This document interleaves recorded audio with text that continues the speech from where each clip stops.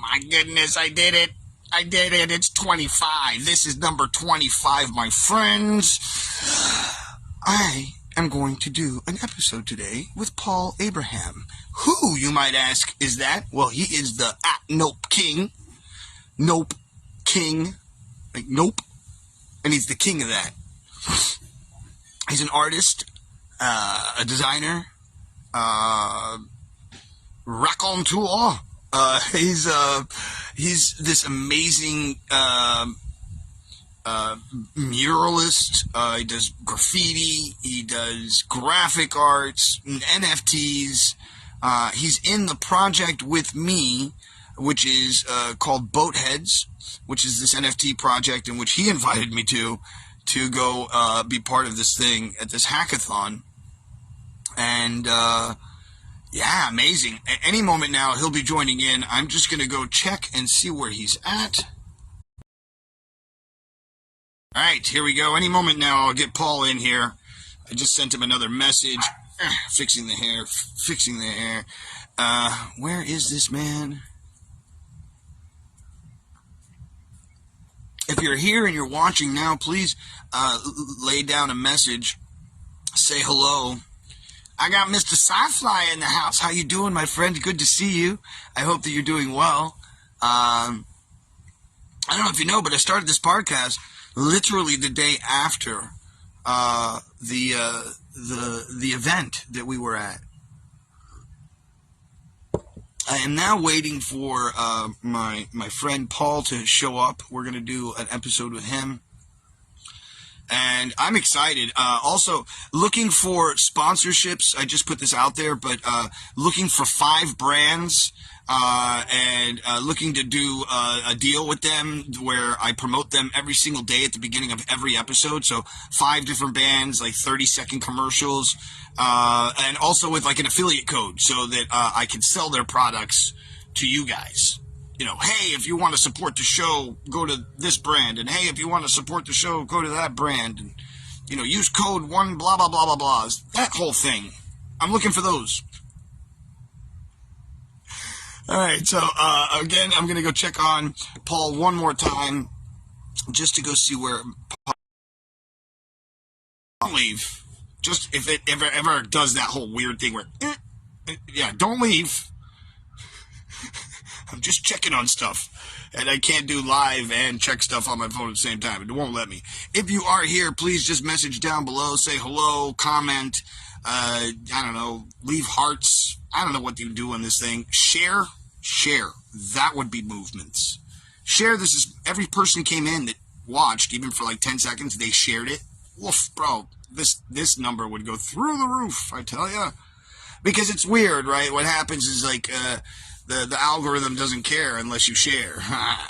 That's a good one. The algorithm doesn't care unless you share. So it is Sunday. Is today Sunday? Saturday? I don't even know what day it is. I think it's Sunday. It's Sunday. It's a beautiful day, actually, out here in New Orleans. I don't know where you guys are. But I'd love to find out where you're watching from. I'm going to go check on Paul one more time, see what's up, and come right back. I don't know what's going on either. Just in case I can read minds. You're like, hey, what's going on? I don't know. This is the challenge of trying to randomly create a podcast and not have it set up in advance, and having guests fly in at the whim. Mr. Moose, isn't that right? Mr. Moose just comes in. He's just a guest at an age. Just like, hey, I'm going to come and join the pod today. So, like it or not, buddy, it's Mr. Moose. Mr. Moose, do-do-do-do, Mr. Moose, do-do-do-do, Mr. Moose. All right, so let's find out. I'm going to go check on him one more time. I might even end this live feed and start over. It's a thing. It's okay. Let me check real quick. Still here. Not sure what's going on. Be right back.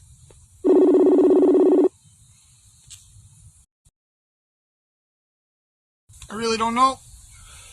I'm going to wait here a couple more seconds. And like I said, if it doesn't work out, oh, there he is, I got him, he sees him, I sees him, I got you, Paul, don't you worry, we got him, ladies and gentlemen, Ep25 about to start, I'm so excited. Yes, Paul Abraham, good friend of mine. Oh, yes, I love it when it works, yeah, boom. I was worried for a second, I'm not gonna lie. I don't know what happened, dude. I was like pressing it like 500 times and it wasn't going through. I don't know. Technology. It's all good. We're here. We're happening. My friend, and to everyone out there, welcome Paul Abraham, also known as the Note King. I did a bit of a brief description, but my friend Paul, if you would not mind, please tell everybody who you are, where you come from, what you do. Let us know. My name is Paul. They call me the Note King here in Miami. I am a multimedia designer and a software developer in some sorts. I work with NFTs and crypto, as well as work with Paul and other adventures that we had. I also do a lot of actual paintings that are in galleries around the world, and I enjoy it. All right, so that's amazing. So let's start with like, where were you born? Let's go through your whole thing. Like, where are you from? Like, yeah, let's go. Let's do All this. right. Well, I'm born from Boston, Massachusetts, the great, amazing state that I call Malden, Medford, and Everett. They're like the four cul-de-sacs that are outside of the suburbs of Boston. Enjoyed all the art scene there, and then that's actually how I got into art. I was riding on the trains, and this dude was like painting on a binder. I was like, yo, what is this? What's going on here? What's with these black lines? And he's doing like this intricate like thing. I guess he had like to go to Harvard for school, and he was doing his art course, and he was just really getting into it. It was like a full-in body picture, and I just was like astonished watching him on the train. And I was like, and how old are you? It's like 6. Back then, that was when you could like ride on the train by yourself and not worrying about being kidnapped. Wait, what?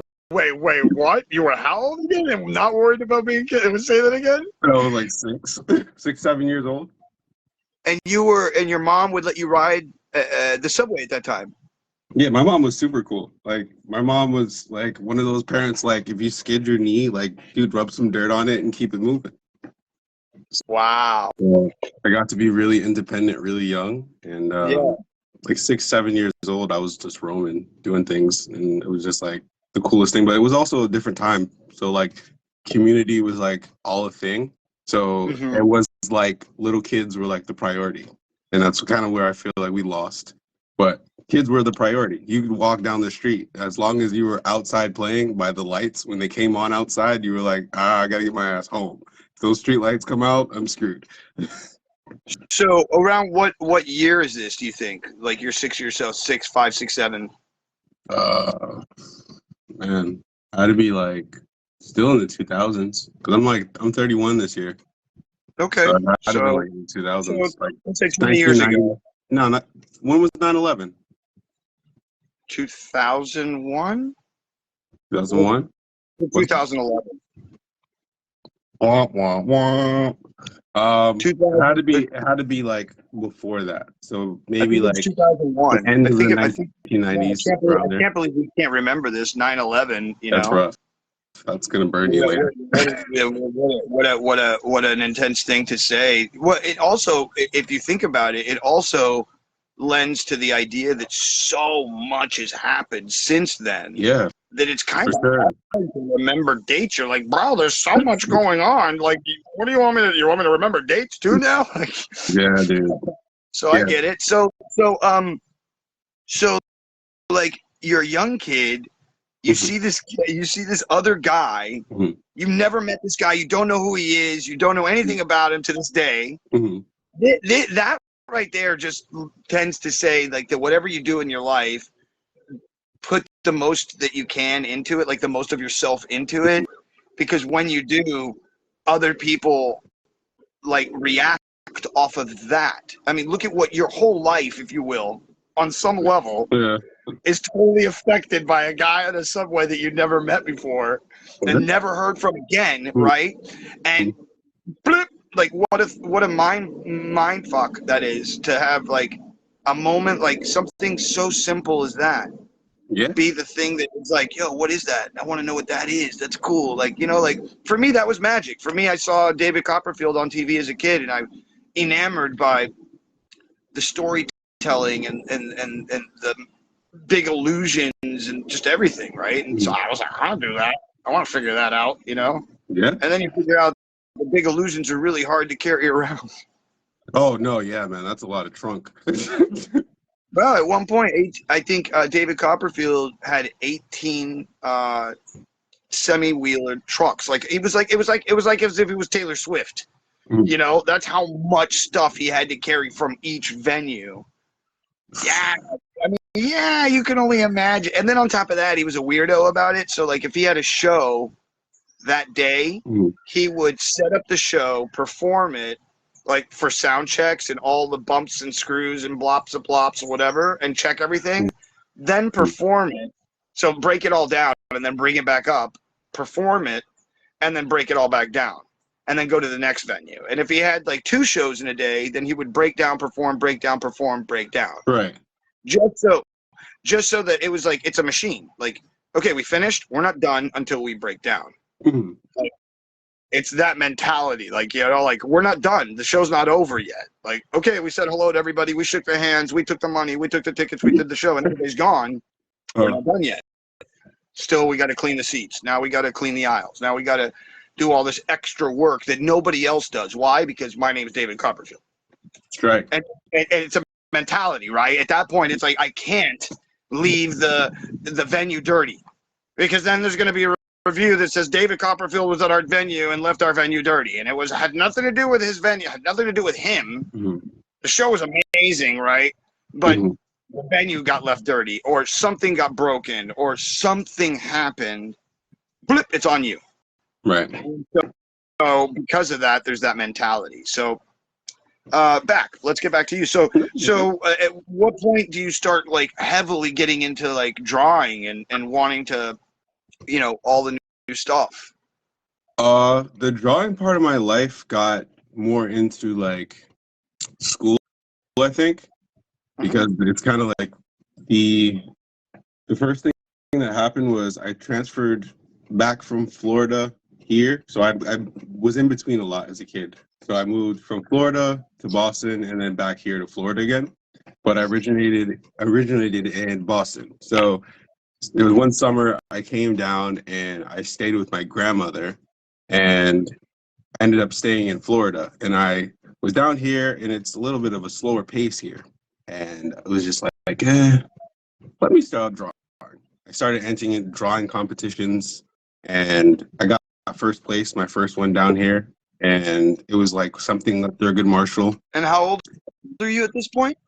I think it's still the same, like 7, around that area. 7. It was a year after. Yeah, it was a year after. And then I was drawing, and I was like, all right. My aunt was like, all right, you're gonna do work now. We got to get you focused in school. And I was like, all right, cool. And she busted my brain, made me the smart guy that I am. And I sat down and I was like, I need like an outlet. Because back in those days also, it was like my friend ratio is like so small, because it was like you could, like, when I got back here to Florida, it wasn't like you could roam around and go places and take buses by yourself or wait for your family to come pick you up. It was like everything is not walking distance, so they have to drive you everywhere. And I think that's kind of what cripples Florida.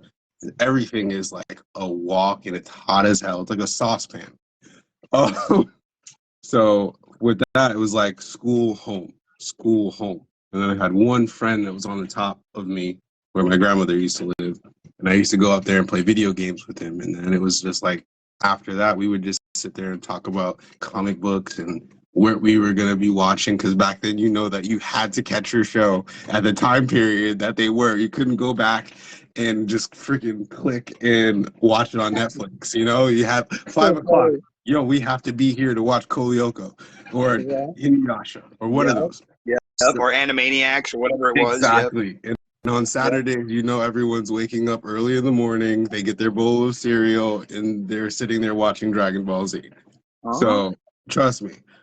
But it got to the point where it was like I needed something else to like stimulate my mind. So we used to take wires and make like toy robots with them, and then like build our own toys and stuff. And then after that, it was like that's why I think also, not to lead out too far, I think that's why I have such a diverse scope of what I can do, is because it's like it's always been like, okay, we did this for about 3 months, let's jump to the next cool project. What that tells me is that you just had a cool friend when you were a kid. I did. It was into the same kind of things that you were into, which is lovely to have in your life. And then on top of that, somebody that could do those cool, fun, sciencey projects, or those like the things that you see on TikTok now that people are doing, like, you know, whatever. But back in the day, you know, it wasn't TikTok friendly. You know, you couldn't find all these cool things. You had to go to the library and get a book on science experiments at home, and you know, beg your mom to get you the things that you needed. I get it, dude. My friend Chris, she comes in, she says, those were the more structured days with our time before the technology gains. And yeah, you're right. I say it all the time. I say the more that we're connected to technology, it seems like the more we're disconnected from humanity on some weird level. Or even, I don't even want, maybe it's like a spiritual aspect of ourselves that we get disconnected from. Yeah. Like American Indians, or you know, people who are like indigenous, they've just got a different vibe to them. Like, you know, like when you like I keep talking about this moment that happened to me, but it's obviously why I started the podcast and everything. But this idea of disconnecting, like, completely. I didn't have my phone for 5 days, and I didn't care. Like, I didn't have a time during that entire period of being out there, a need or want for my phone. And it felt good because I didn't need to, like, oh, where am I going to get food? Oh, it's right there. I can go eat whenever I want, 24 hours a day. There's a big thing with food and people are serving, you know, I'll eat. I don't have to worry about, like, pot. I don't have to worry about entertainment. There's a million things going on. People making art over here. People playing music over there. It's like, oh, yeah, I'm in this magical forest of awesomeness, you know? So it's like you get that all epiphany and all kinds of greens are greener and you're like, dude, like, why is this green like now like brighter than I'm seeing it normally? Yeah, the shut off was like the best thing that I've ever done in my life. And I think the start of the bad parts of our childhoods had to have been the Game Boy. It kind of took everybody off the spectrum of like, now we're gonna all just look down and play video games, you know. But I think that's where it started. Yeah, there's a really good documentary if you want to see it. It's on YouTube about how Nintendo got started, because they're actually the guys that, or one of the big companies that started a game in your hand console idea. So they're really crazy. So they're creating Nintendo, a movie. They have a movie coming up. And they should, because it's absolutely like mind-boggling how the story is. But to break it down, Nintendo, when they first started, and we're talking blip ago, like this is the guy who created Nintendo, and it's during the time when gambling was illegal in Japan, and they wouldn't allow for poker games, but they would allow for people to make cards same size as playing cards, but without depicting the pictures that they normally depicted, and they would allow like birds or this or that, but in the end it would be 4 suits, it would be 13 or 12 or 13 cards per, or whatever it is, right? And then I should know this, being a magician, I think it's 13. But nonetheless, you know, and this guy kind of knew that the Yakuza at the time, which is the, you know, Japanese mafia, had illegal gambling places, and so he went with his cards and was like, and they were like, ding, ding, ding, ding, ding, and then on top of that, they only used one deck for every game. That's also how Mahjong got started, and that itself is a game of wild. Wow. See, I didn't know this. If So, you- anyways, go watch if the you're- thing. It's on YouTube. Mhm. There's a whole thing on just so we can move off of that. But it's Nintendo, how Nintendo got started, and how it went from family to family. It was so interesting, bro, because he only wanted to give it to his son, Mhm. and the first guy didn't. I don't think he had a child, and it went to and there was the son of a girl, and then he took the surname when he got married to the niece or something. Crazy story, bro. And that's how the surname kept coming through. And until one kid, he was like, I think 18, 19 years old, and he took over the business. And then that's when it went super crazy. They started buying into all these kind of weird, sex houses and all kinds of Jeez. Lots to take in. I think they even tried vending machines, and then something did well in the gaming world. I forget what it was. Mhm. But then they doubled down on that, and we're like, well, gaming worked with poker. Oh, they took the we're looking at your wall. Yeah. They I took don't know what's going on. Yeah, Just yeah. Oh, I see. Yeah, and when you come back to us, your camera's on the top right. It's like no. I'm trying to click it. It's not. Uh-oh. Well, I guess you're gonna have to turn your phone around. Yeah, I'm having some technical difficulties. Dude, I'm telling you, man. I'm telling you, it's been fun. I'm telling you, at the very least, it's been fun. There you go. You're there. You're there. Here he is again. Yay. All right. So, but yeah, good documentary. How did Nintendo get created? Anyways, let's move on from there. And kind of let's get back to where you are now. So you've won an award.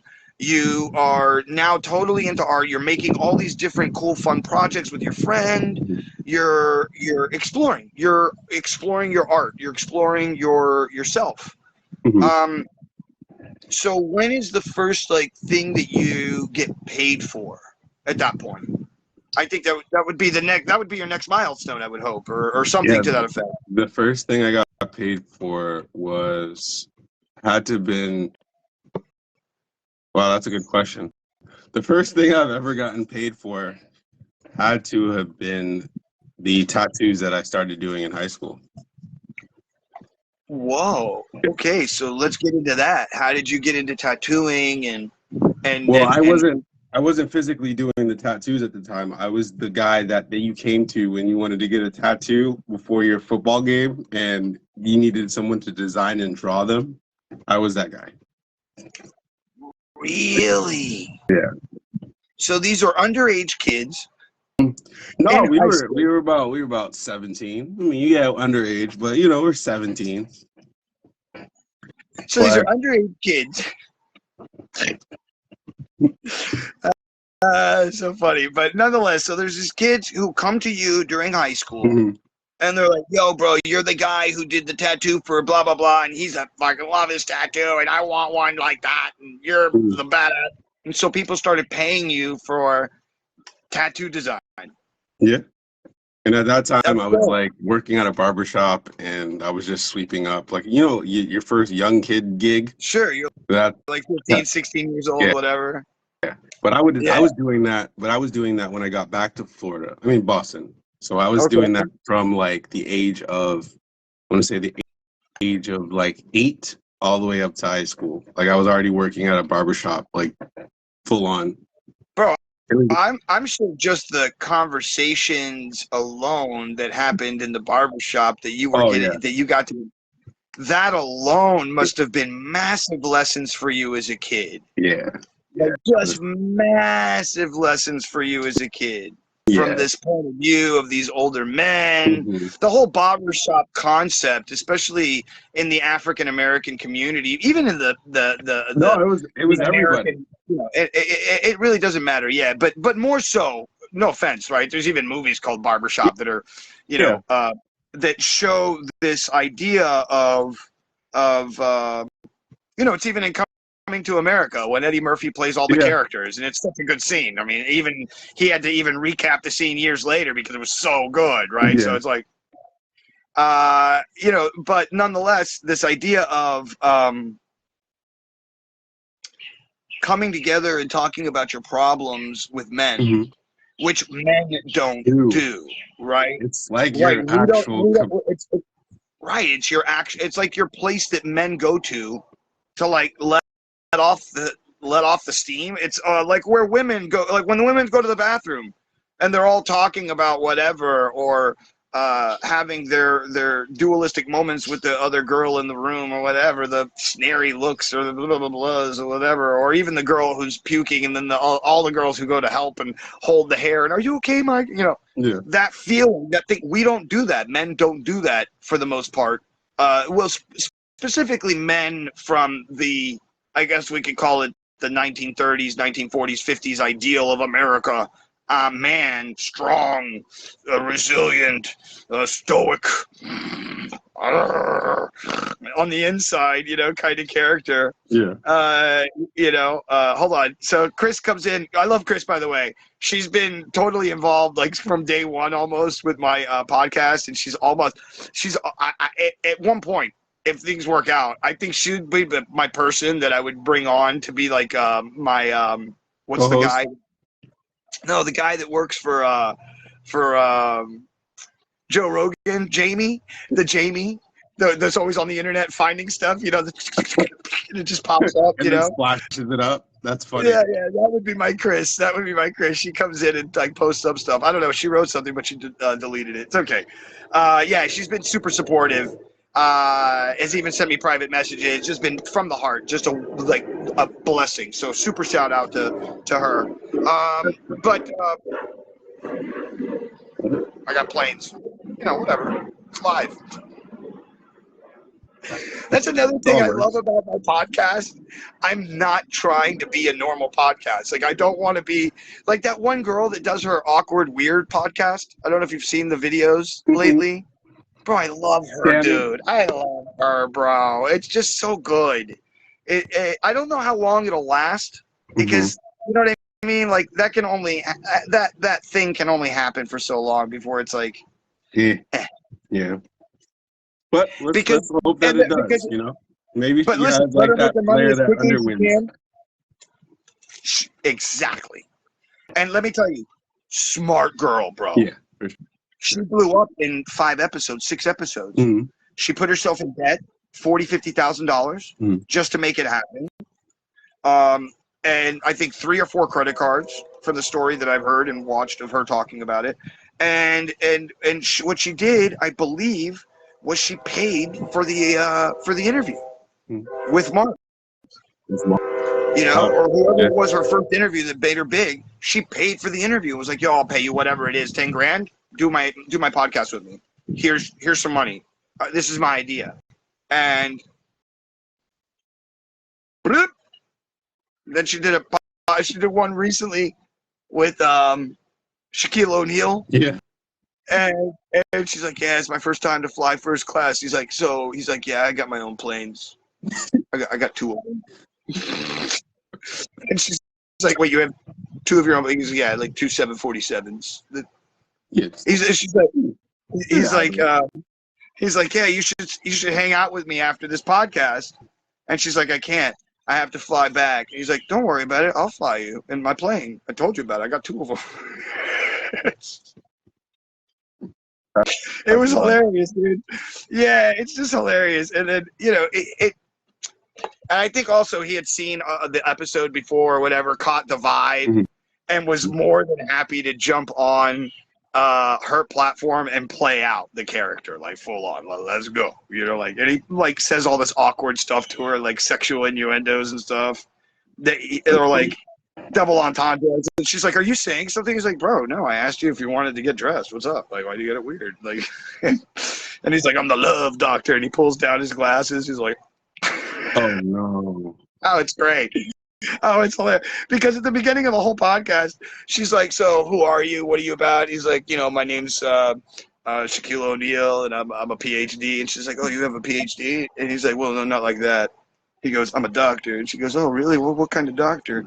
He goes, I'm a therapist. And she goes, well, what kind of therapist are you? He goes, well, He goes, oh, she goes, do you charge for that? And he goes, no, they pay me. And she goes, what? And he goes, yeah, they pay me. And he goes, she goes, do they talk to you about their problems? He goes, no, I just tell them mine. That's funny. It's just gold, bro. It's just gold. So He's like I said, he's one of those one of a kind individuals. one of a kind characters. Absolute, like, yeah. I saw speaking of him, shout out to Shaquille O'Neal for being a G, like a hardcore G. He actually did a thing recently where he was like, yo, I don't want to be famous like that anymore, or whatever. You know, like, He's got a rap video that just came out. What? Yeah, he just finished a rap video. It's been sparking the internet like wildfire. It's really, really good. Cool. I'm in. Yeah. I'm in. Yeah, and he did this whole thing where he's like, yeah, I don't want to be famous like those other people are famous. Is, I think, something to that effect. And he's like, because that's not, like, it's not authentic. It's not real. It's like there's a level of fake to that form of fame. Mm-hmm. Like, that, for me, real fame is Keanu Reeves fame. Like, man gets fucking picked on for eating a sandwich by himself in the streets.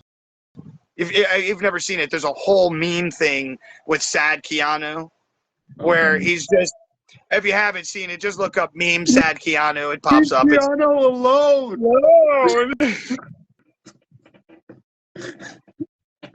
I did that recently to what was it? I did a video. It was a reel.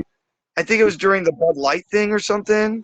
A word? Or yeah, someone got like stupid about something, so I did the blanket over the head, full on with the character. Yeah, dude. He's a she now, by the way. Oh, yeah? Yeah, she's trans, and I don't know if she's fully invested or not. It doesn't really matter to me, but yeah, fully invested. Very, very cool. That's what's up. She went through the process and got it done. I don't know if she went through the whole process or not, but nonetheless, like, and I've talked about this before, and I've been wanting to do a video about this for so many years. It's this song from Portishead called something box. Man, I'm gonna forget it now. Anyways, Glory Box, I think, is the name of the song. Mm-hmm. And I've had in my head, like, I don't know if it's ever happened to you, but you just listen to a song and then out of nowhere, a music video pops into your brain that's your music video for that song. Does that ever happen to you? Yeah. Yeah, that happened to me with the girl. That laying down on the ground while the street's moving was my thing. Yeah, exactly. It's so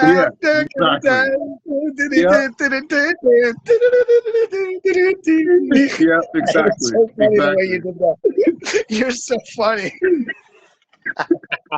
And I want you, and I need you. I love her, bro. Yeah, Anyways, dude, that song is epic. That and the Dido song. That's the two, like, oh my God, I'm gonna cry. What I was getting at, is it a song, like a music video popped in your head for that, right? Yeah, for sure. All right, so in this song, like, my music video for the song, for anybody who knows the song Glory Box, Portishead, if you don't know the song, what's wrong with you?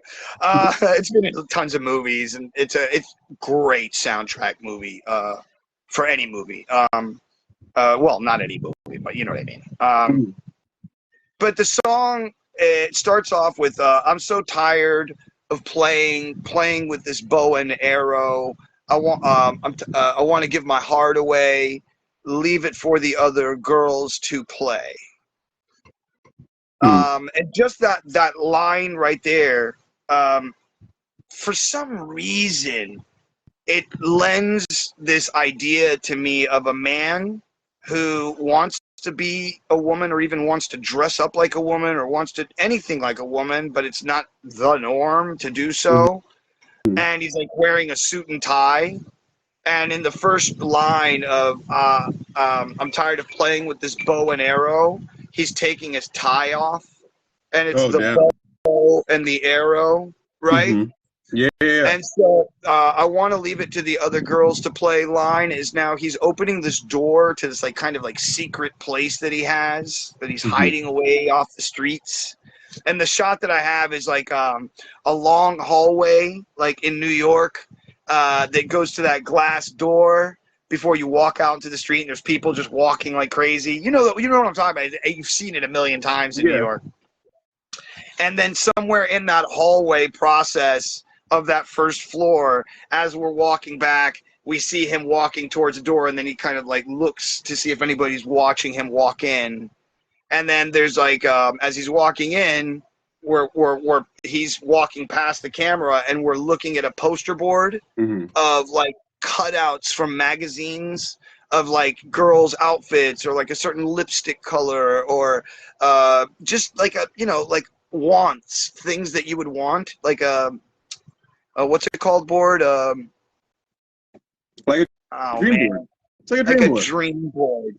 And so the next scene you see is camera over the shoulder while he's looking into the mirror, and it's a mirror with lights around it, like he's at a like he's getting ready for a show. Mhm. And then right there in that whole thing is where the whole first lines of the thing happen. And then right when it goes to the chorus, right before that, he's putting on lipstick and he's trying to be all sensual about it. But then there's a line in the song, and I forget what it is, but he gets upset with himself, like smears it. Like visually, it would absolutely be mind fucking for people to watch this thing, because then he like starts to like throw himself back onto the ground, and he's ripping off the clothes, and even when he's naked, he's still like kind of like Trying to Rick physically at his throwing skin. hair into himself while the lyrics are happening. I mean, it's a whole thing, right? And then the next Wow. scene, it's a 3-length mirror, Mhm. and the video is shot up, but I want it to be in reverse. And then I want to cut out his face and have his face be doing the lyrics in forward, while the dress is slowly creeping up and getting put on him.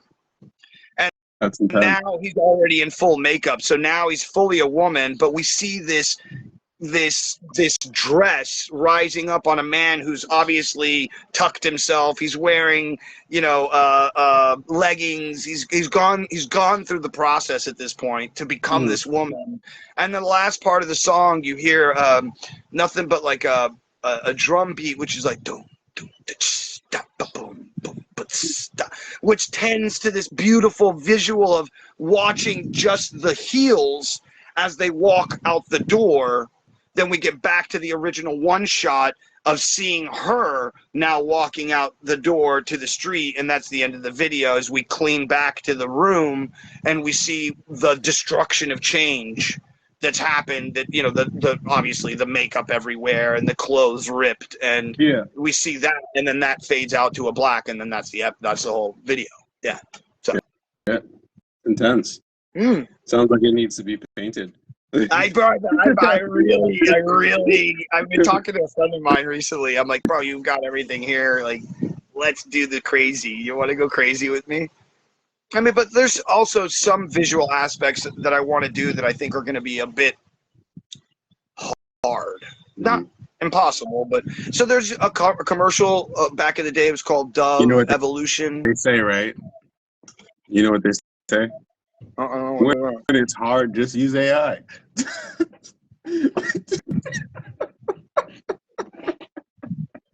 Genius idea. No, actually, it's not a bad idea. Actually, I could actually go to. Have you seen the stuff that Midjourney's doing lately? Look, actually, me and JP just had a meeting about it. You paid for a Midjourney thing? No, I'm actually using AI. Matter of fact, I'm not sponsoring them. I'll tell you later what I'm using, because I'm using a proxy for that. So I'll tell you later. Cool. No problem. Are you using an API key kind of thing?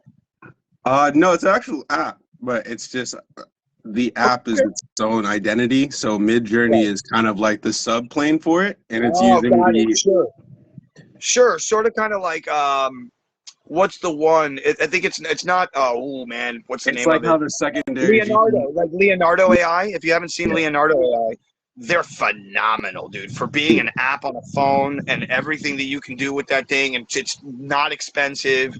Video, text to image, text to video, expansion on your pictures.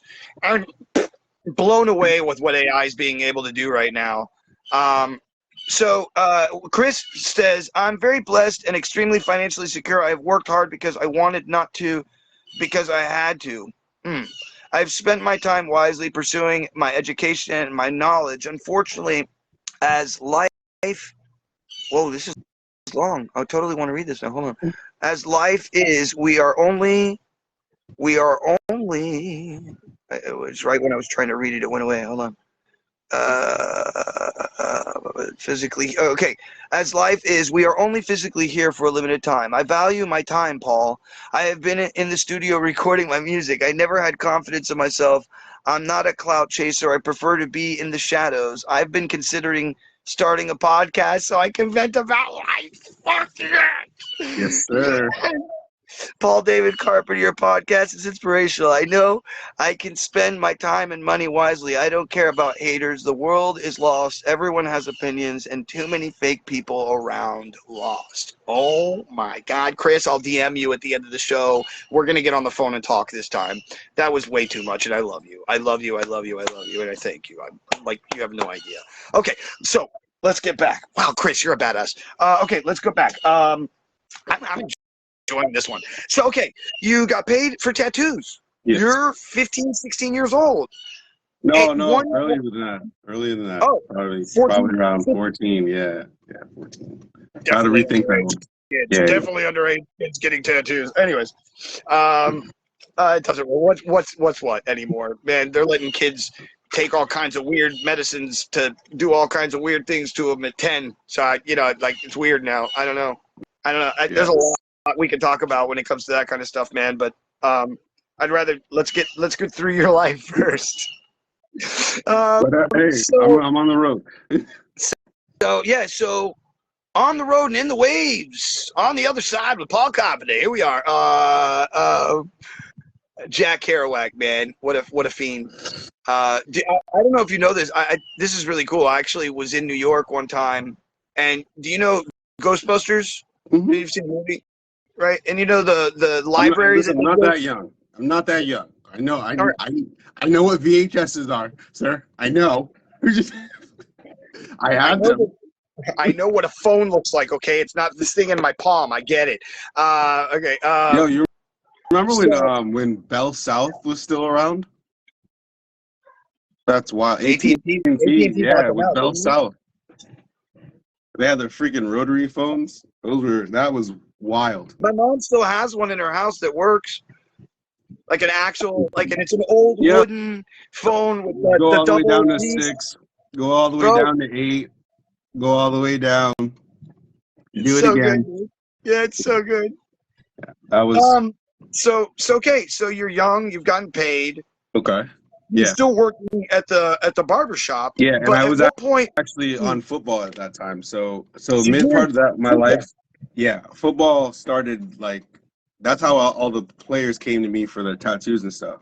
Because of football, I started football in South End.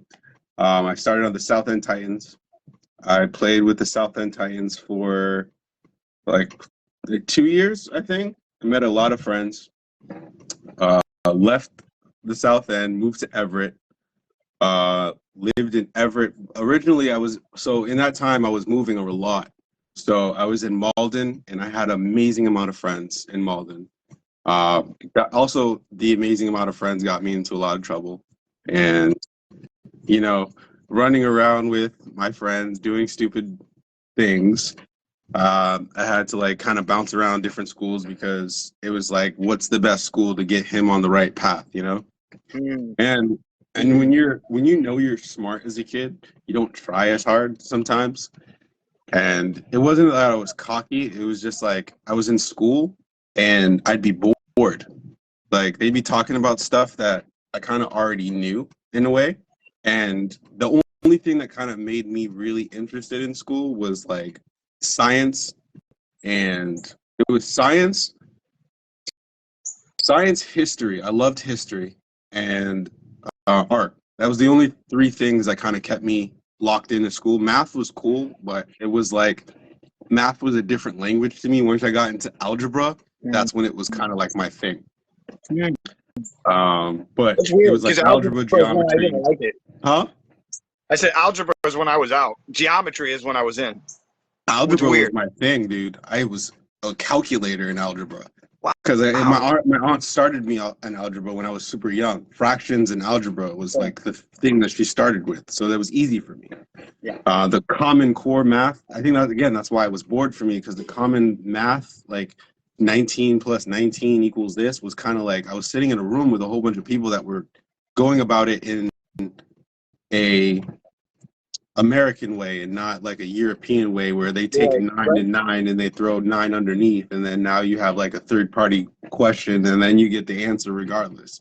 Like if I did it that way, they're like, no, that's incorrect. And I'm like, but I got the right answer. Like, what are you talking about? Well, we're not doing it the way we want you to do it. And it's like, Exactly. bro, I got the answer. Go screw yourself. Did I get to the same place?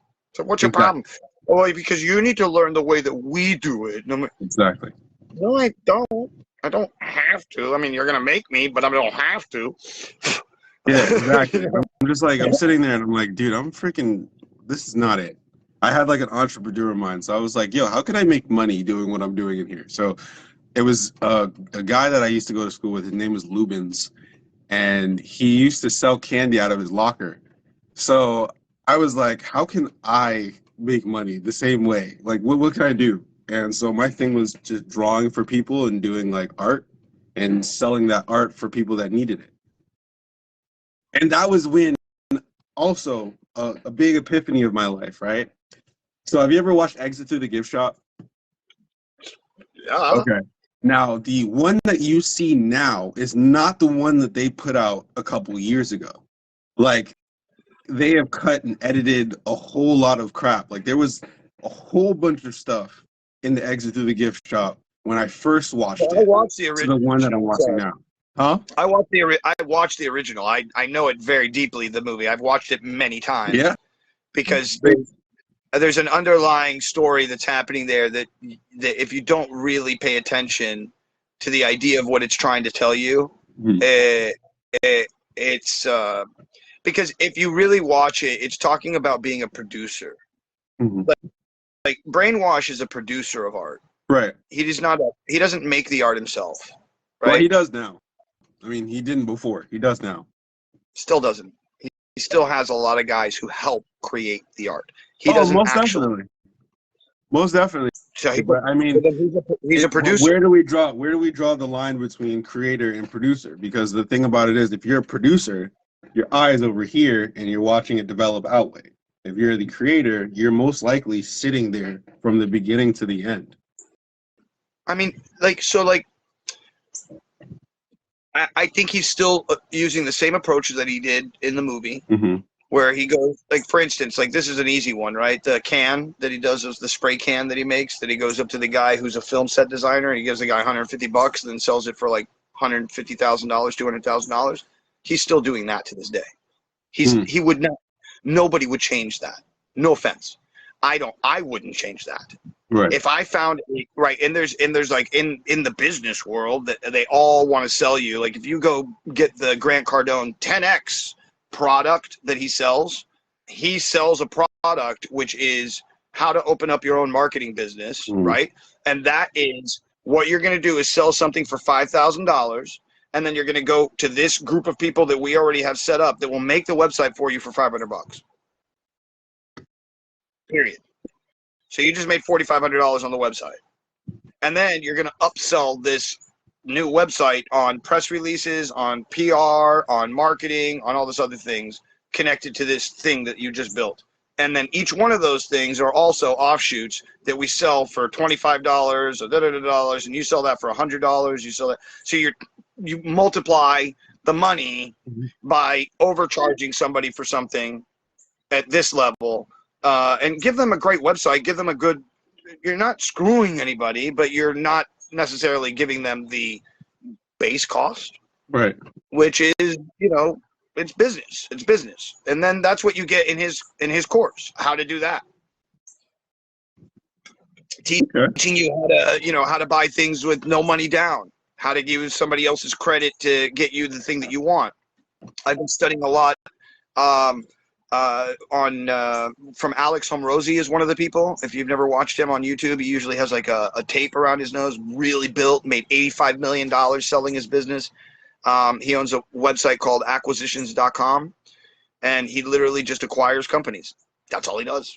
And then there's another girl, Cody Sanchez is her name. She owns 27 businesses, and she started off with something which was a laundry mat. And she teaches you how, like so for one of the things that they talk about is that right now, because of the baby boomers, there's 10,000 small businesses that are going extinct, if you will, every year for the next 10 to 15 years. And so it's this ripe location for all these people who are 20, 15, 30 years in the business that have a massive clientele of people that make 1.2 to 3.5, 4.7, $7 million a year, $1 to $10 million a year, and they don't have anybody to take it over. The kids are on drugs, or they already went and did something else in school, or whatever it is, right? And they want this business to keep going, but they don't have anybody to run it. And they're also 65 or 70 years old already, and they're like, man, I'm not going to work anymore. So what they do is they put their business out for sale, just like you would a house, just like you would a car, just like you would anything else. And dude, businesses, like, for instance, my friend bought a business right down the street, and he's living now 1 block away from the business that he bought, right? And he bought the business from the owner for $500,000, but he only put $100,000 down. Right. So he got a $100,000 loan. That's all he did. And he went to the guy, gave him money. The guy gave him his business. The business makes $1.2 million a year. And he's already agreed with the guy that he's going to pay him over the next 5 years, $1.some-odd million, because that's what he wants for the business and the land. So he wants $500,000 for the business, $500,000 for the land. Take it, run. And you're making 1.2 a year. So at the end of 5 years, you've made 5.10? About give or take, right? You need to give that guy 1. Not hard. And if you can find 2, 3, 4, 5 businesses that can do this, then you can start acquiring businesses that then help the main business that you bought.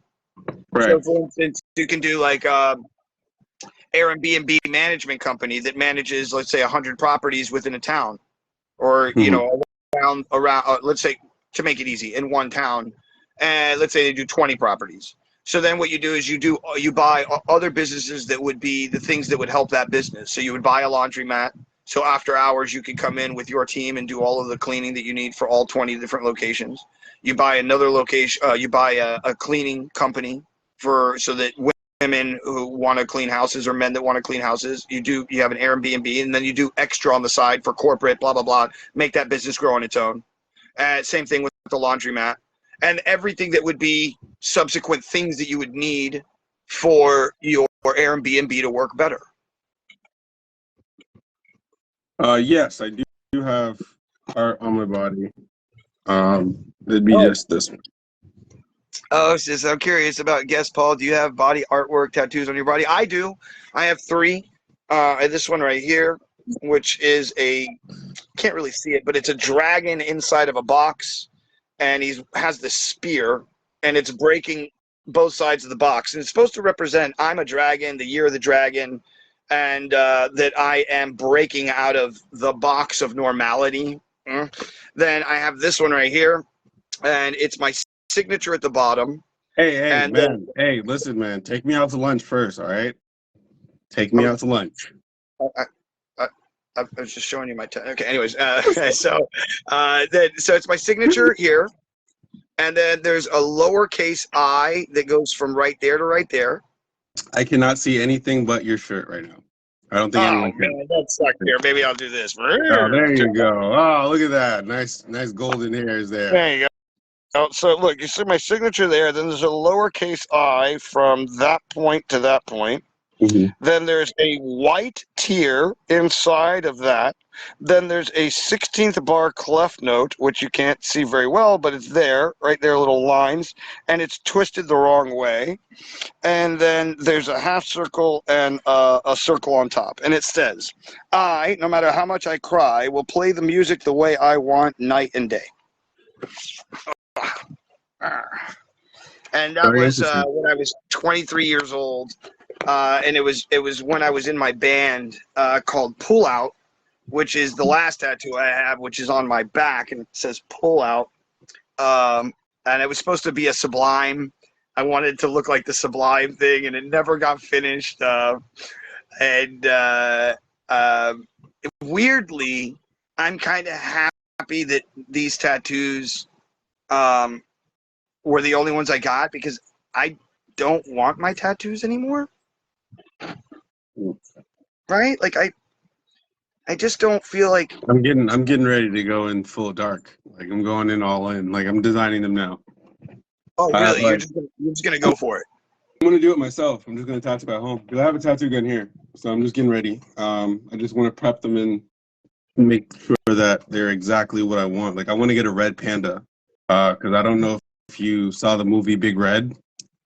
That kind of that movie in itself resembled a lot of like good thing. I know it's about a period, but it's literally like the way the concept states to love yourself and be okay with yourself. It transitions with me and my brand, which we'll talk about later, but it's like it kind of goes in that same route. So I want that red panda because I love the red panda in itself. Before the movie even came out, I love the red panda. And her whole thing is just loving herself, being okay with her anger, because had a lot of anger as a kid. Like literally, single parent mom, a lot of shit, just raising kids when I was younger. I loved my mom to death. I still love my mom to death, but it was just I call my mom every day. Every day. being that man of the house before you're actually that man of the house is kind of really tough. And I had a really great support system, like my stepdad. As tough as he was a great ladder for me to becoming a man, because that took me into being tougher than I was. I was tough, but now I'm tougher. You know what I mean? That takes it over that realm. So like things that people do to me now is like nothing when things happen. Like you can't break me at all. Like the willpower of me is so godly, it's ridiculous. so I got to thank him on that part. And my mom in itself, like grinding out, working like all the time, you know, to make sure that everything was taken care of in the house it's hard, especially for a woman to do that. And for her to take that sacrifice and do it was big. So I always thank her for that. And, you know, keep that in mind. Like as a father now, you got to be really like there for your family, not only mentally, but physically for them, listening to them, being there for them whenever, like whatever. My daughter will sit there and talk to me about a dandelion and I'll listen for like hours. It'll be just me and her listening about a dandelion that, you know, normal people would be like, after 5 minutes, I'm over the talk of the dandelion. But you want to basically give her that, or give anyone an listening ear, you know? It's important. It really is. It really So, is. Okay, so let's get back. So you said you were about to tell the story, and maybe you did, and I just forgot. But you said the thing that was the moment that clicked for you was something, and then we didn't get into it, I don't think. So the moment that clicked for me was like the era of urban street art / urban cartoonism. Right, There you started was talking about Mr. Brainwash, and we went off into producing. And Exit to so the gift let's go shop. back there. Yeah. So I got into a amazing program at Everett. So there's a school called Everett High. It's about like 5-6 stories high. It's a school that is in the middle of Everett, and there's 9 schools that are all sent to this one school. We had about 3,000 kids per grade, so it was a big school. Yeah, it was a big school. We had 35 kids in a class. But it was also a brand new school. So we had 3D projectors on the touchscreen, like all types of new, like everything. You name it. When I got to that school, it was like the biggest school in Boston. I played football for them, as well as I got into a really great program because it was a fine arts program. So instead of learning regular history or regular English, I was learning fine arts English. So that meant that I was learning calligraphy. I was learning different types of art. I think you're muted, by the way. You're not coming up across. Okay. And I was learning like old school, like Rembrandt. I was learning like Basquiat. I was learning all of these old artists, like even farther than that. Like my favorite artist to this day has to be the top three: Salvador Dali, Georgia O'Keeffe, and what is her name? Lynn. It starts with it's Lynn, but basically she does watercolor. Her first name Lynn. I'll get the last name for you. But she is a beautiful watercolor was my first medium that I really took off on. And I was texturing watercolor because I wanted watercolor to look like acrylic.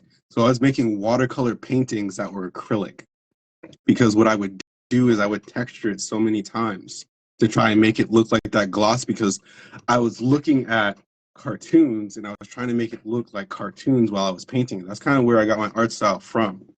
So I developed that art style from watercolor and then found acrylic, because for me it was like, and it's still, and I love that it's this. The game that I've been always playing in my life is learning, because where other people knew about this stuff, I was so ignorant to the fact of these items and mediums that I never even used them the majority of my life. I was using whatever I could find. So all of the mediums that I was using was like acrylic and water soluble paint, like temper paint. And I was still getting the same textures that you would get with acrylic, but I had to go over them so many times. And then I think there's Jigo. There's this amazing artist that I met here in Miami. I was at a coin slot event when I first got down here. And he took a paintbrush and dipped it into ink and was painting with ink. And I was like, yo, that is smart as hell. Why didn't I think of that? And then I started doing it. And then my painting started like resembling line textures and cross hatching and different things like that. And then I started using coffee.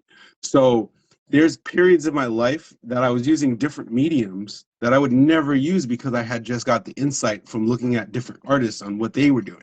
So in that sense, it was like I always have this epiphany. Like when I learn something new, it's like an epiphany that I already knew it, but I have to grasp that medium in a different standpoint. So that's the reason that I am how I am. And you'll see that in my works of art, it's kind of like everywhere. Like there's not one set of art skill that I don't have. It's just I don't know what that skill is until I do research and find it. And then that's when it's like, I got this locked in. So 3D, even 3D, we just started, me and you just started in 3D. Have you seen the work that I've been doing in 3D? And I had absolutely no idea how to use 3D from that before. So it's like when I get something, God help you if I have it, because now I know it. And it's like I'm going through the motions, and that's a thing I could put on my portfolio. But people ask me like, what is your trait? Like, what is your medium? Like, what? No, I don't know, because there's no one lane. Yeah, it's like multimedia is wild because there's no one lane for it. You can just do whatever you want without any repercussions. There's no putting you in a box. So I have absolutely no idea what you're saying right now. Sorry. That's why I consider that to be designer / producer. And you were asking, like, what's the difference between the two? And I don't really think that there is much. Like, a designer is a producer, and a producer is a designer. Yeah. Right? So I think the difference here now that we get into is, like, what I like to say is the difference between an artisan and an artist. Mm. So an artisan to me is a person who makes the same bowl over and over and over again with the same stamped image on it, right? And they're amazing pieces of works of art, but they are not art in essence as a one piece of art. Right. And then also, just because you make one piece of art, if there is no evolution of that idea, then you are still just an artisan to me. Right. And then yeah, that's, I think, I don't know, I say that to some people and they get very upset with me, like, what do you mean he's not an artist? I'm like, that's sorry, but the guy who makes a bowl is the same make bowl every day. That's not an artist. That's a machine. Yeah, it's a fine line though, because if you're like, say remember we were making this toy? No. Say I make this toy and I paint the toy every day. That hand gesture, that technique, Artisan. that's an art. It's an artisan, not an artist. It's a fine line though. It's a fine line. It's a very fine line, because artisanal. If you would literally call it artisanal art. You would say that it is from a geographic area in which somebody makes the exact same clay pottery bowl over and over and over again with the same essence of somebody who's been doing that same process for the last 5,000 years, like they do with the metal bowls in India, or the mirrors that they create out of metal. That is an artisan. Even though the piece is beautiful, it's right. it's not a different piece every day. And even if you are making styles of the same thing, Right. you're still not an artist. You're not. It's until you take the stylization, create it to be something different, mold it in a different way, cast it in a different way, use a different type of paint, use a different something, and you make a one of a kind of those things, then it's art. But one of a kind isn't necessarily a artist, because if I have a print, like, am I painting a print and I manufacture multiple prints of those, I'm still an artist at the end of the day. I'm not an artisan. Made the original piece. Huh? You made the original piece, and that original piece is a copy, which is fine. But someone made the original bowl. You can make sheet, right? Well, where's the original bowl? It's in a museum. He didn't make it. Huh? He didn't make it. What do you mean? He's making a copy of the bowl that's in a museum. Are we talking about like a manufacturer, or are we talking about I'm talking about a human being that's sitting at home that's making his same thing over and over again? That's not the same thing. So, for instance, look, let's break it down, and I'll put an artist out there, and I'm not trying to throw this guy under the bus in any way, shape, or form, because I fucking absolutely love his art. So we'll put that out there first. Okay. But if you look at Do What You Love. Yeah. Okay? Okay. If he would have not changed from Do What You Love with a background of nothing but hearts overlaid with other hearts, which was his impetus. That's what it started with. If he would have just done that over and over and over and over and over again in different ways, artisan. But as soon as he started going from that to changing the background, to changing the letters, to going into an NFT, to creating a skull, to putting something else in, the flowers dying, he starts to evolve the idea of Do What You Love. Right. Just like you have with the Note King and your flower. It's not just the same flower over and over again. The flower might be introduced somewhere else. You might add it here. You might do a thing, but the piece is not the same piece every time over. It's not. Look, and Warhol is famous for this. He's the guy who's like the NFT master. You know, like, okay, you want to do Campbell soup cans? Fuck it, bro. You go.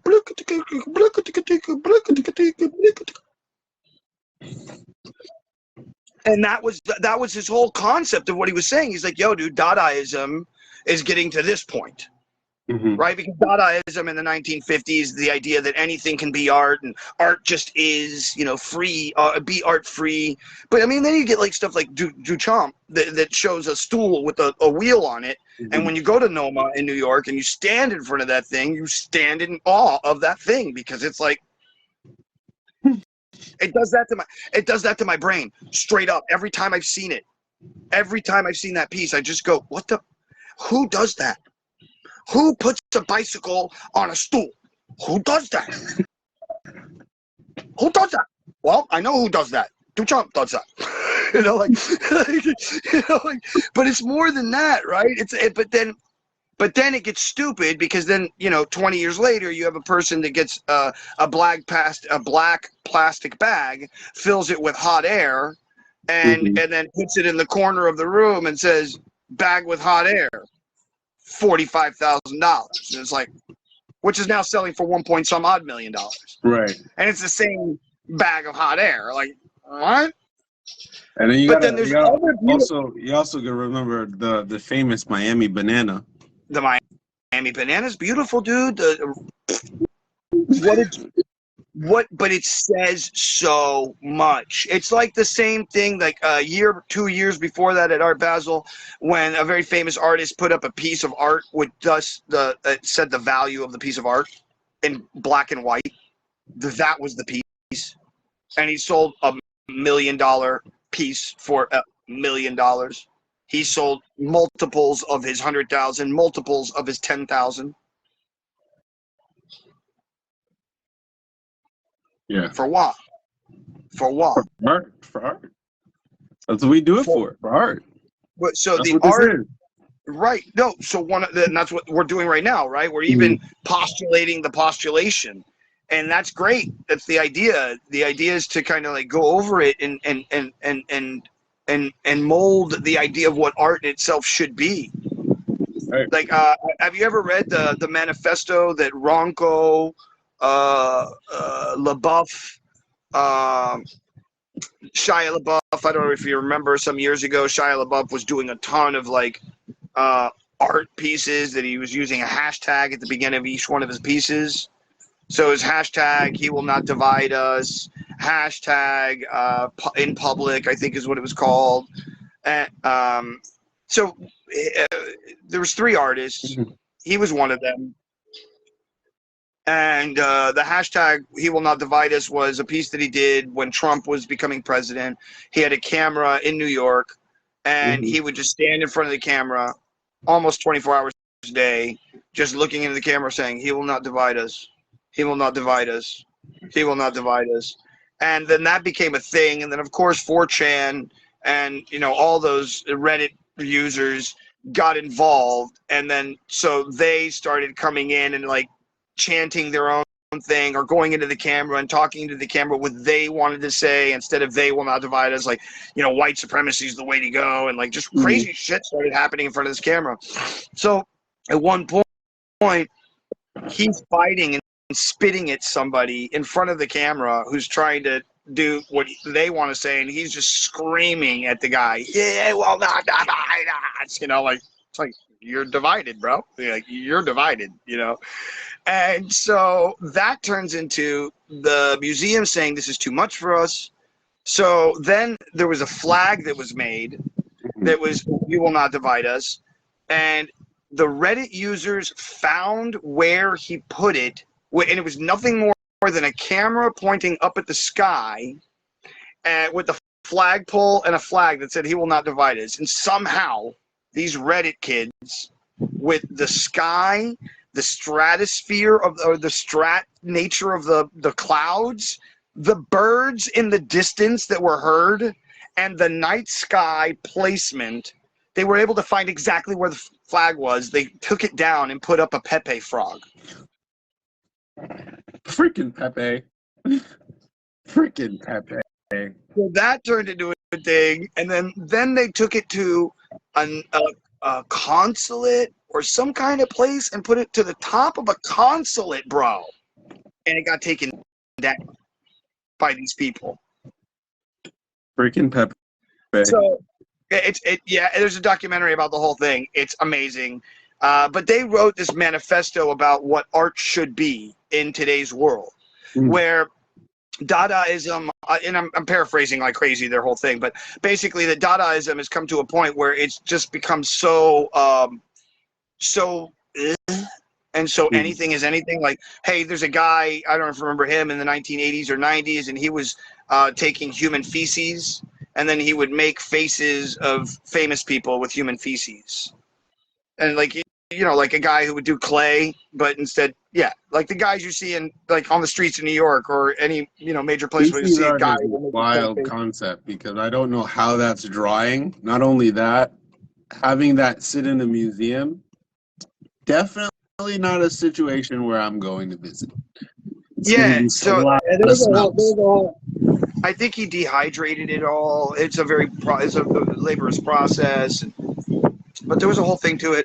If you look up the guy, if you just look up artist makes faces out of feces, it'll pop up on the internet somewhere. But nonetheless, they were saying, you know, because of stuff like that, that Dadaism, that the art world needs to kind of turn back to having art mean something, have some kind of meaning to it, something more real. So sure, we can do Dadaistic ideologies, but underneath that, there should be something that's very depth worthy, so that it's not just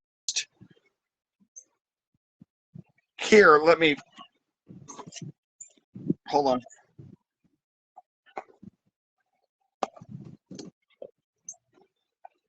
I just made art. I want you off my socks. What? I just made art. Off my socks. I thought that was a symbol for fuck off. There you go. I'm gonna kick you or kick you off. I'm gonna kick. Anyways, but listen, 50 years ago, I would have been a major artist for that one. Oh yeah, for sure. He would have been crossing the grand line. Wow, man, people would have been like, socks on stuff? Huh. You can still do it. That'll be. You know what? Still do it. Socks on stuff. Just that alone, it works. Socks on washing machine. Socks on. Yeah, socks on stuff. Look, I've got. Here, I'll do it. I'll do it right now. We're gonna just do socks on stuff. It's a thing.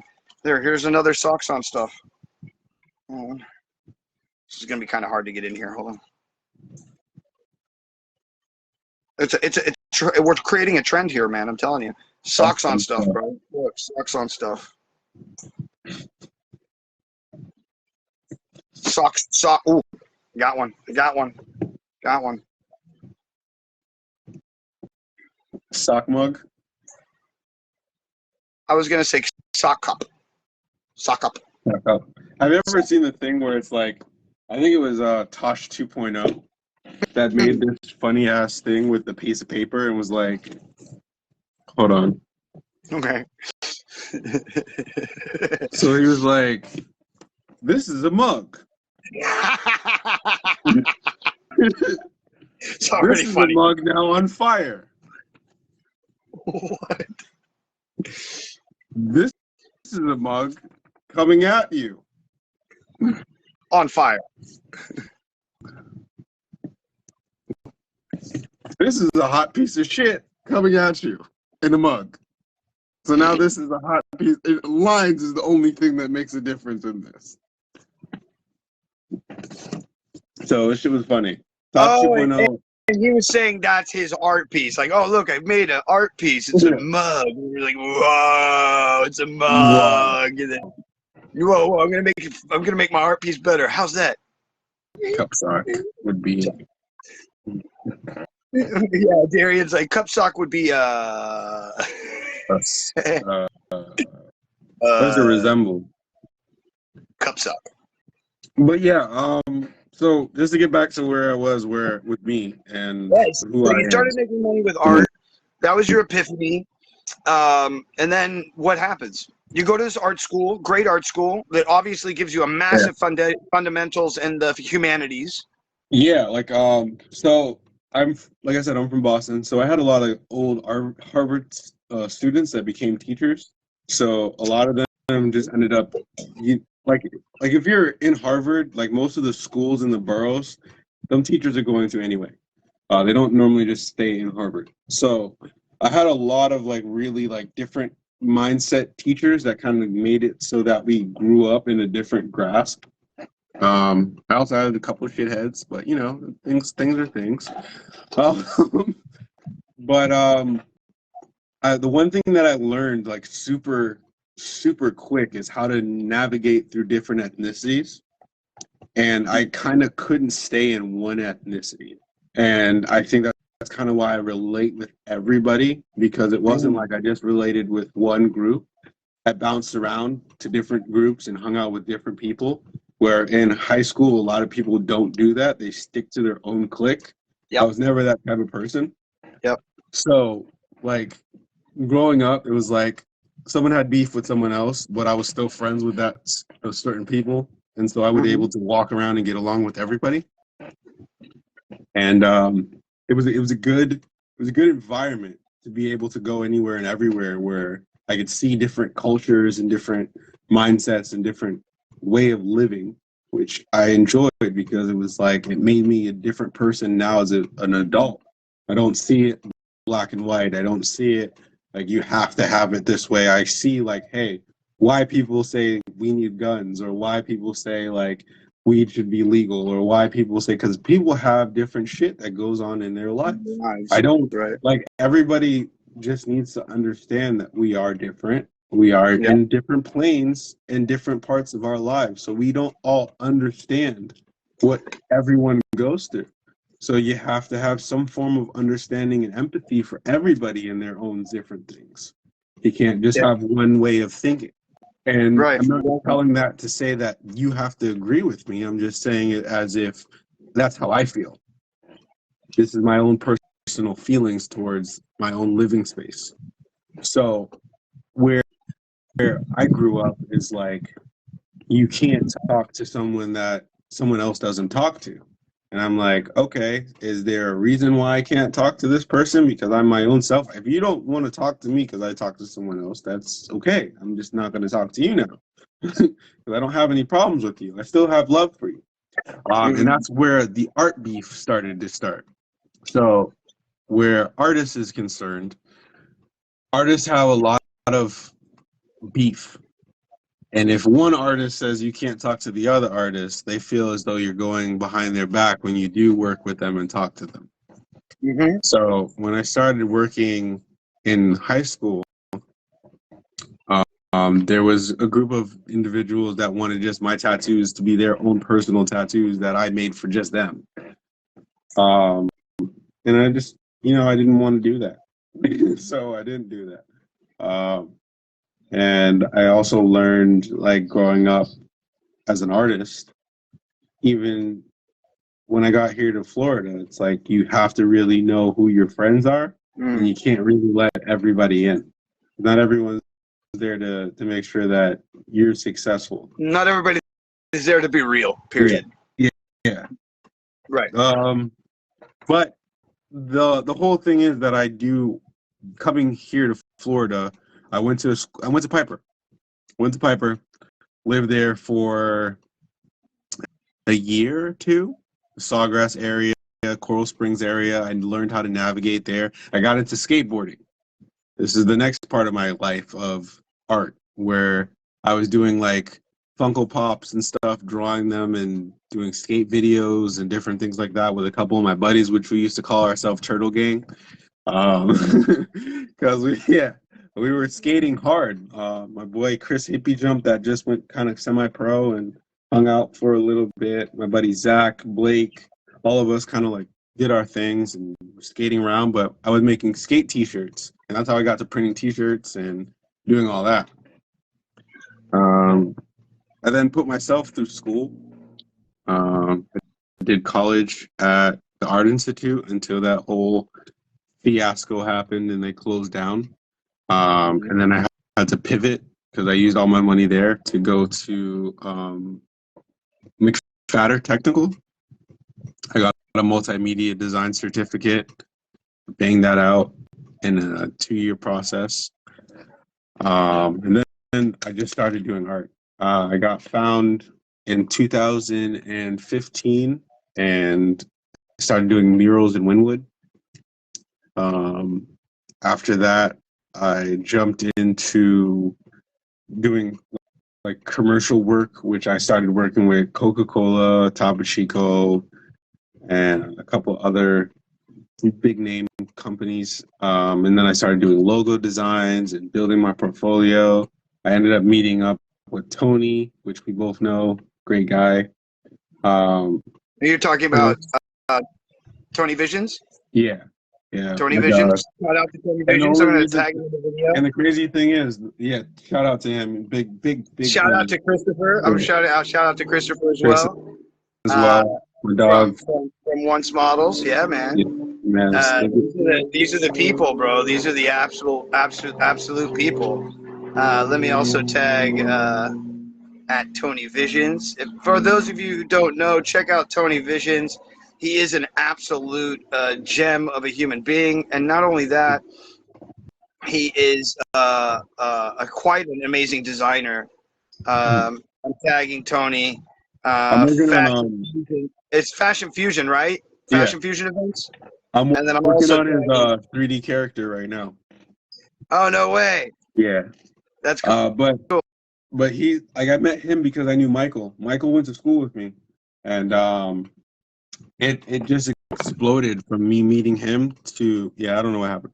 My bad. I started doing like a lot of street art and hitting up a lot of spots, which I didn't do illegally. I did legally all. And I worked towards making more of an image for myself. And I met Freaky, and I met Atomic, and Rigo, and Sergio, and Alvin, and Nate, Abs, all them dudes like really like put on for everybody who's watching. These are all amazing street artists that are all what you would consider graffiti artists, but there's as of the movie Exit Through the Gift Shop, there's and because of Art Basel as well, and because of what happened with Banksy in particular, and how he popularized street art in a way that had never been done before, because of that, there are many events all over the world now in which street artists are asked to come and do murals in cities, because many cities have now accepted the idea of having street art. Instead of having crappy art, why not bring in these people who want to make the art and then have them make amazing art? And that's what they're doing. And so I believe that's what you're expressing, is how you got into that kind of scene and getting to do those kind of things. So please go continue. I'd been doing Art Basel since 2015. I had first started off with Cozy Foot, which was really fun. Cozy Foot was a brand that they had in South Beach and in Miami, that they had these custom shoes, and we used to go there and paint them. I remember my first time there, dude. I didn't have a car, so I was like trooping it down there by bus, and it was like finding Wynwood and getting down there on time. It was like the great race for me to try and do that.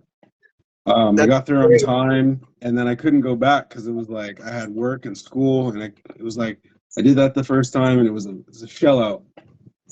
And then I started doing album covers, and that got out of hand. Like album covers out of every week, I had like 30 album covers I was doing. Whoa! And were you charging a lot of money for this, or? To be honest with you, I don't feel like I was, but at the same time, looking back at it now, a lot of people didn't have that type of money. So me charging $45 an album cover was like, then doing 30 of those, I was making good money, which is why I have like a super big addiction on like machinery, because like, as you know, I have like every machine that I could possibly have to get stuff done. That's my addiction. I don't buy sneakers. I don't buy like super expensive shit. I buy like equipment.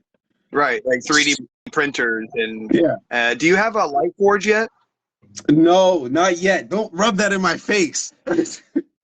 I'll be getting one. But that's their next piece, bro. Light forge, so Yeah. you can cut plastic and woods and all kinds of crazy stuff. You can even like do like laser engraving and like, wow, it gets on, dude. It gets on hard. Yeah, don't rub that in my So face yet, because you'll end up having me go into my wallet and grabbing that today.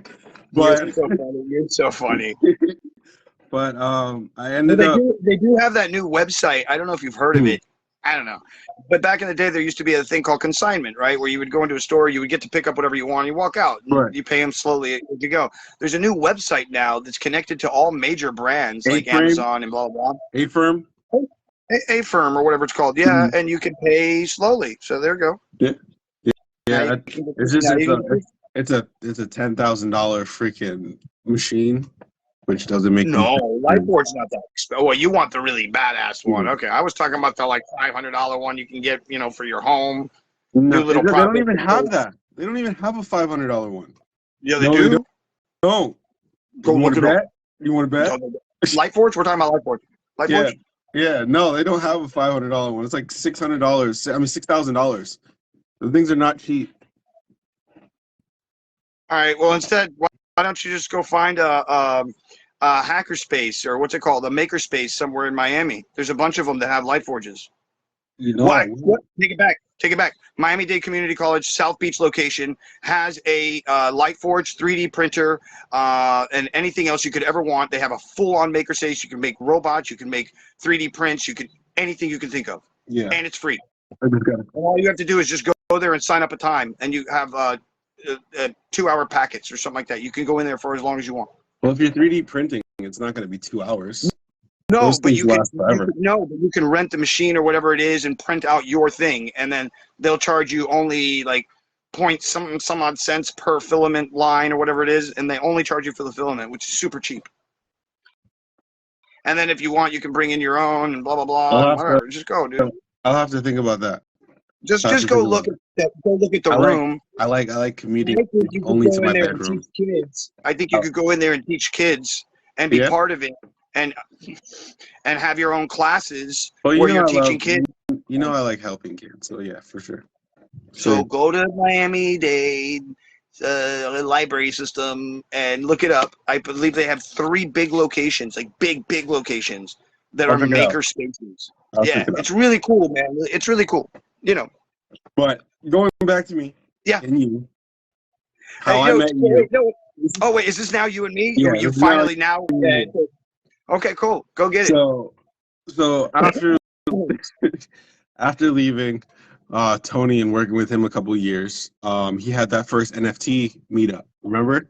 Mhm. That's how me and you met. I met you at the NFT meetup that he had. That he was showcasing his NFT in the corner of that guy.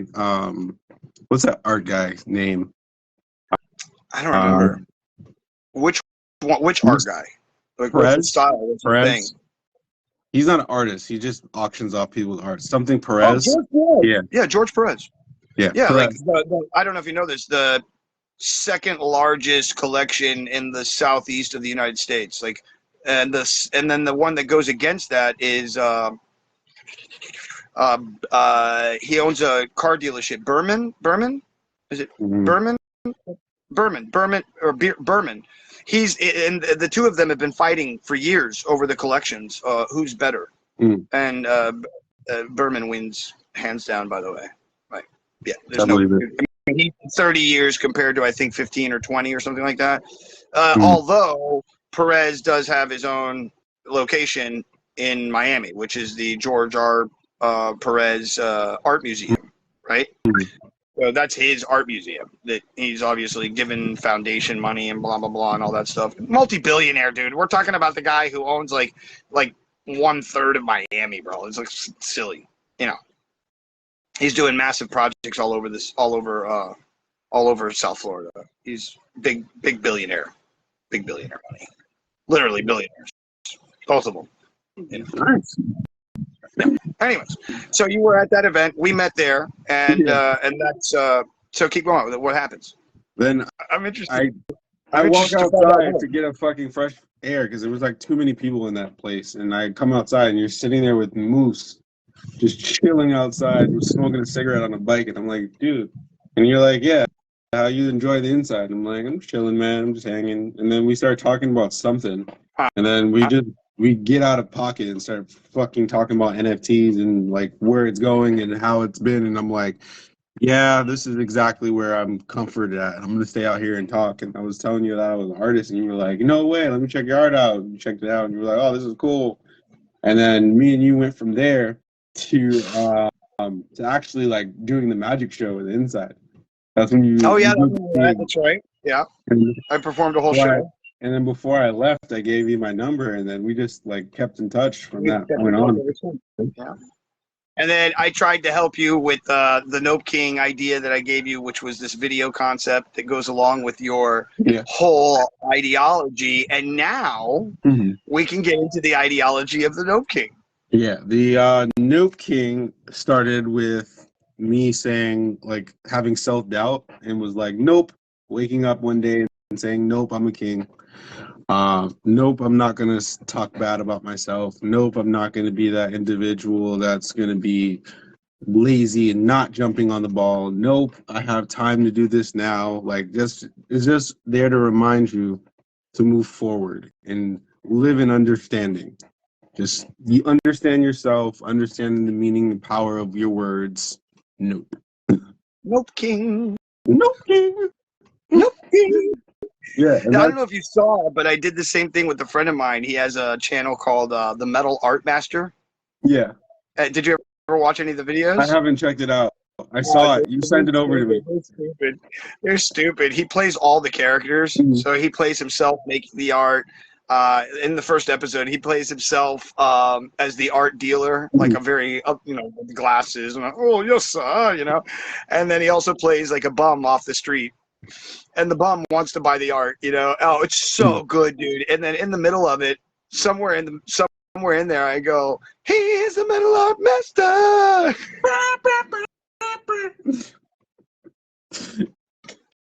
That's hilarious. And so now like somewhere in every episode, when they say his name during the episode, it stops because he's the metal art master. And so I made a thing out of it, and it's become a thing, bro. Like he's got people coming up to him going, he's the metal art master. It's just stupid, So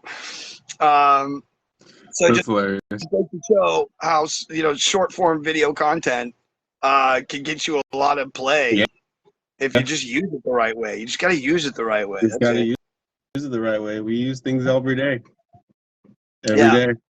Yeah, that we don't even know how to use, really, if you think about it. Like, we don't even know how to use the internet. Like, most people don't know what the internet really is. They only understand the corporatized version of the internet. I'm not going in that. I'm not getting in that black rabbit hole. I'm not doing that. We're not doing that this episode. Fine. No problem. Let's get back. So now you've become the Nope King. When did that become part of your art name and that whole idea? Well, I started out as an artist. My art name was A Mess. So A Mess started the entire thing. And the reason that I was a mess is because my teacher used to call me a mess. Every single day I walked into class, I would be groggy, walking in late, and I was just like, rebel.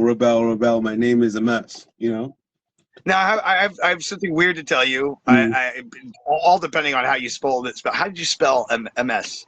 AMESS. Okay, so a mess, literally a mess. Now, if you say a mess, enough,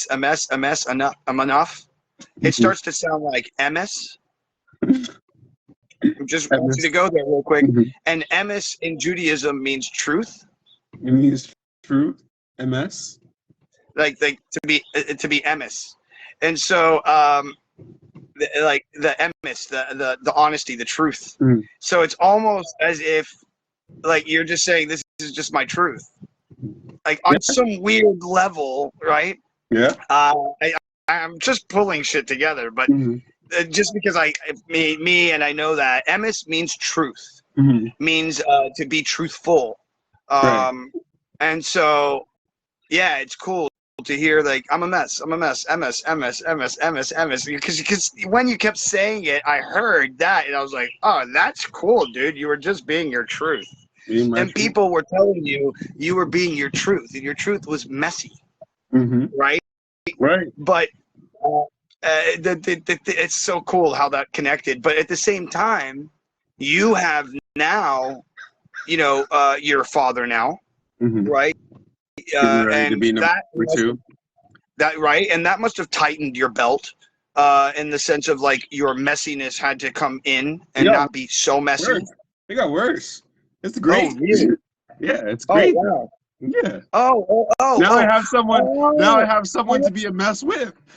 You're so funny, dude. You're so funny, dude. You're so funny, dude. I love the two things that have happened here, that at least I'm catching, which is I love the way you look at negative words. Yeah. So I love the way that you take the nope and then you put the king to it, because you're the king of saying, nope, I'm not going to do that. Nope, I'm not going to. And also, you're also the guy who's putting boundaries by saying nope. Nope is a way of saying, nope, you can't, nope, I'm not going to allow you to do that to me. Nope, can't let you do that either. Nope, so it's great. But you've taken this thing that would be considered a negative word and totally kind of like kung fu'd it in your life. Yeah. You've done this very, very kind of like, be like water, my friend. Nope. Water. Wait. And then nope. Nope. And so it's great. And then the other thing that you've done, again, with words is this, what was the other word that I caught just now a moment ago? A mess? No, messy. When I took the word to take messy as being something like bad, you took it to the place of like entropy. Yeah. And I've mentioned this already once before, 2 or 3 times before, but there's a great YouTube channel, and it's called Veritasium. And the guy's like this, awesome. He has, I think, a doctorate or something in something. He's super brainy guy, super cool. But he makes these amazing videos to explain mathematical terminologies and ideologies. And one of them that he has is a video called Entropy. And he explains that people don't understand what entropy really is. And if you can understand it, the way that it's explained, and I've explained it already, but it's like a sand castle that you've built, and then the water comes to hit the it doesn't just destroy it, it kind of makes it messy, and it melts the castle away. Right. Does that make sense? Yeah, for sure, 100%. And that's entropy. And so you've taken this idea of what someone would consider like the destruction of my castle, and you've gone, no. Do you not see the beauty of the melting? And so you've taken these negative things, right, and you've turned them into these beautiful processes in your life. And that's something that I think that people who watch this later should be able to, because I always say to people like, hey, if you see something that's negative in your life, then that means it's something that you need to change within yourself to make it blah, blah, blah. But this right here is the absolute description of what I'm trying to express when I say that. It's like, it's not necessarily like accept, being nope. Or accept me at all. Right. It's not accept nope. It's change the way you look at nope. Yeah. It's not accept the people who are going against your ideology and they're on television and they're and it really upsets your life. No, it's look at them differently. Right. Like, find a way to where you can accept what they're doing, even though it's totally not acceptable. Doesn't make any sense to you. But for some reason, it works for them. Does. Right? It works for them. It gives them the fire of life. It gives them their passion. It gives them their whatever. And maybe you're way up here on the evolutionary wisdom level of things, and they're down here, but they're really loud. Okay. If you're way up here, then you're not down here worried about these people. Not at all. At all. So then that means you're not way up here.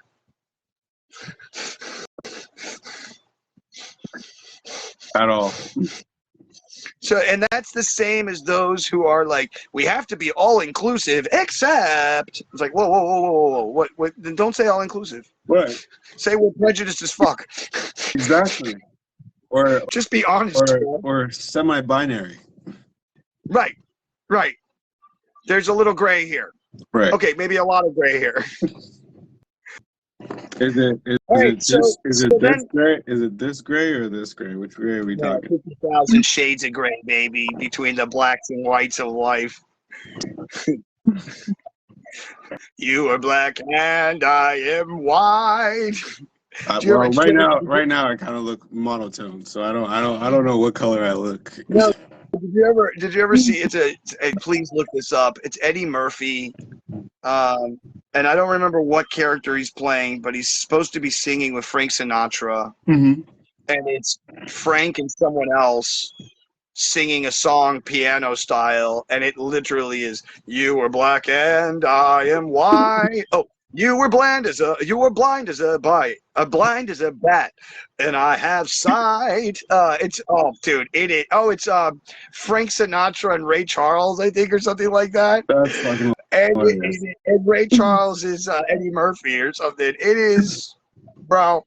Check it out. That's funny. Yeah.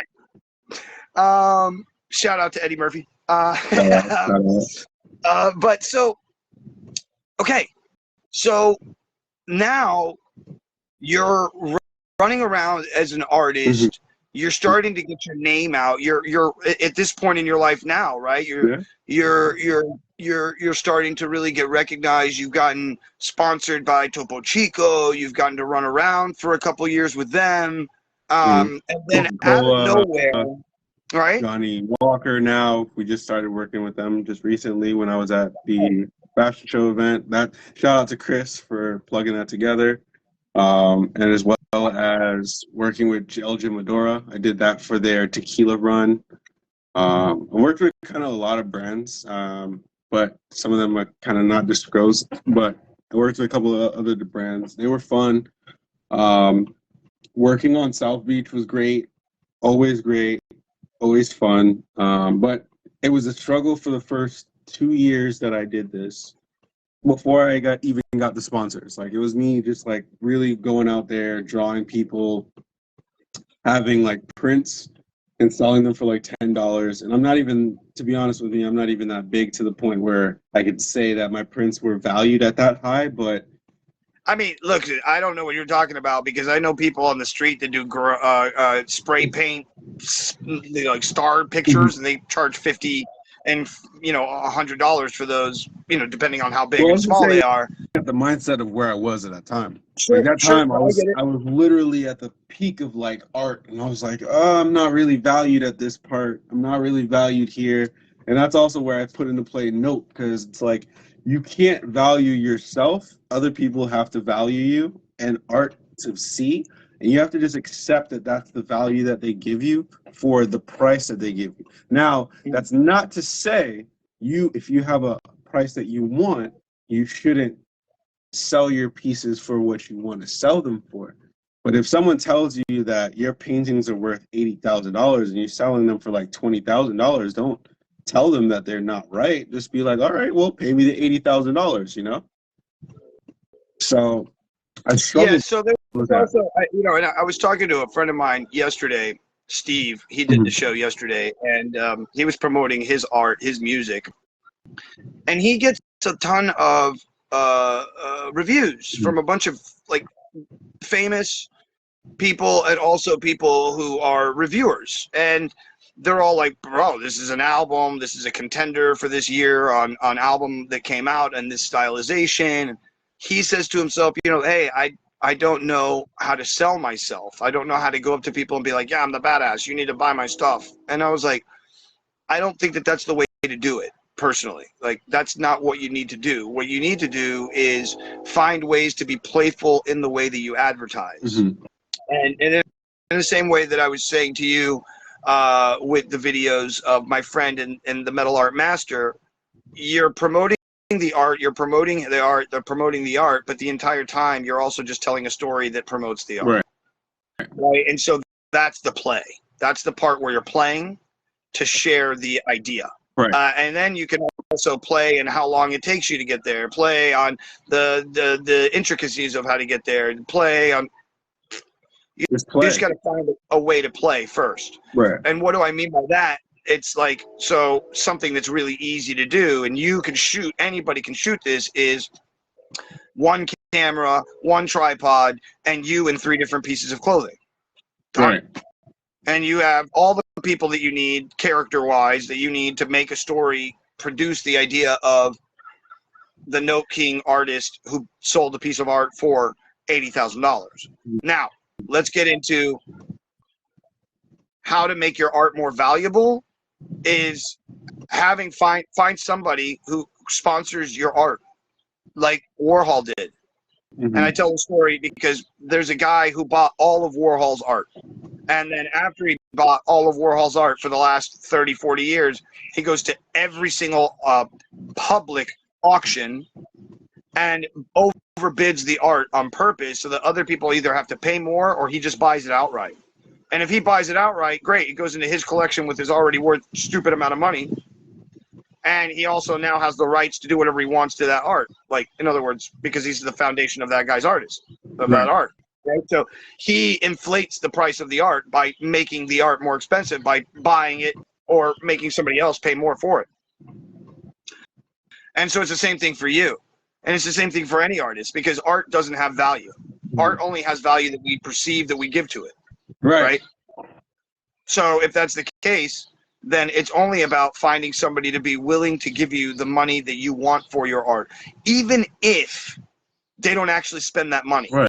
But other people see that they've spent that money. For instance, illegally, but people do this all the time. Illegally, illegally. I'm going to buy a piece of art from you. I'll buy it on OpenSea. So it's a public auction, right? And I'll spend $100,000 on your art. You can promote the fact that you sold that piece for $100,000. You take that money from that bank or that wallet, send it to another wallet, send it to another wallet, which then goes back to the original wallet of the person who bought it. And then that person was only there to use the money as a form of promotion. Does that make sense? It makes sense. And they never lose any money, but they gain a value on the piece that they bought. Because as soon as that comes out that you sold your piece for that much money, all of your other pieces start to be it's all in season. And so you just need to find that one. You just need to find the one person that's willing to believe in you as an artist. Yeah. Okay. And that means create a character, by the way, Paul. Yeah, which I did. No, and I don't mean outside of yourself. I mean of yourself. And what do I mean by that? Look at Warhol. Look at Basquiat. Look at Brainwash. Look at any of them, and they create what I call the art of the cool. So the art of the cool for me is this. First, you become a nerd in something. And I'm going to use Slash. Shout out to Slash, Guns N' Roses. But shout out to him. And then also, but I'll just use him to explain the idea. And it goes like this. First, you become a nerd.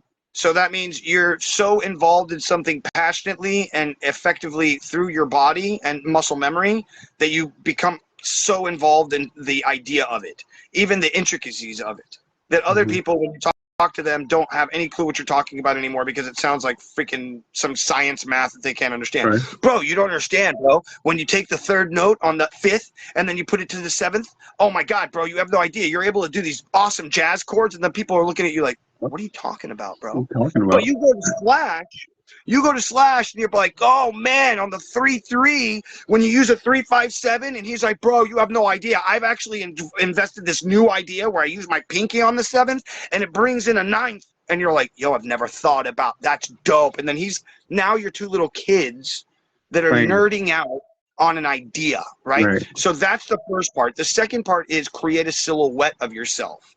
And I'll mention 3 silhouettes. Brainwash immediately creates a silhouette of himself with his first image ever, which is his sticker, and his first poster, which is what? A camera and his face. Right. but it was a silhouette. That idea, that black and white image, right? Mm-hmm. That second image is, if you remember it, it was a sticker, and it's a guy in a top hat with long hair playing a guitar. Well, the silhouette for us is always this. It's always been this. What's that? The flower, the no-king flower. Yeah, the flower and the crown. Yeah. No, I understand that, but that's a logo. I mean, I would say that's more of a silhouette because I didn't get to the part, but the silhouette is the person. Let me keep going so you'll understand. So, like, if you look at and I forgot his name. He's from the Alfred Hitchcock. Is the epitome of the silhouette. At the beginning of every single one of his movies, or at the end or at the beginning, he would stand in front of a thing and he would stand sideways, and then a thing would come down and it would just show the silhouette of his face. Right. You know who the Alfred Hitchcock is just from his silhouette. So that's the concept. Now in your mind, you create a silhouette of who you are. So in other words, it could be you with a spray can, and then the flower and the logo. For David Cho, for a while. Oh, we'll bring him back in a second. But as I was saying, for David Cho, for a while, his logo was a whale. And if you don't know who David Cho is, please look him up. Shout out to one of the most amazing artists of our time. Absolute genius. Don't know if you know the story, but he went to Facebook. He did a piece for them. Instead of asking for money, he asked for stocks. And since then, he's just made art and just doesn't care and doesn't get paid. Disney tried to pay him for art recently, and he told them no. And he said the only thing he wanted was to just be in one of the movies, and he got to be in a movie, and he had like one line in the movie, but that was what he wanted for payment. So nonetheless, I think really what I'm trying to get at is that you want to find this character of yourself, and then from there you're able to move to the next thing, and that is speaking without speaking. And this I learned from a friend of mine whose name is Bill Wyatrek. Shout out to Bill Wyatrek. I'll add him. I'll throw him into the mix here so he knows I'm talking about him. But Bill Wyatrek has one of the most interesting lives ever. He was there he is, Bill Wyatrek. He was Ronald McDonald for like 23 years.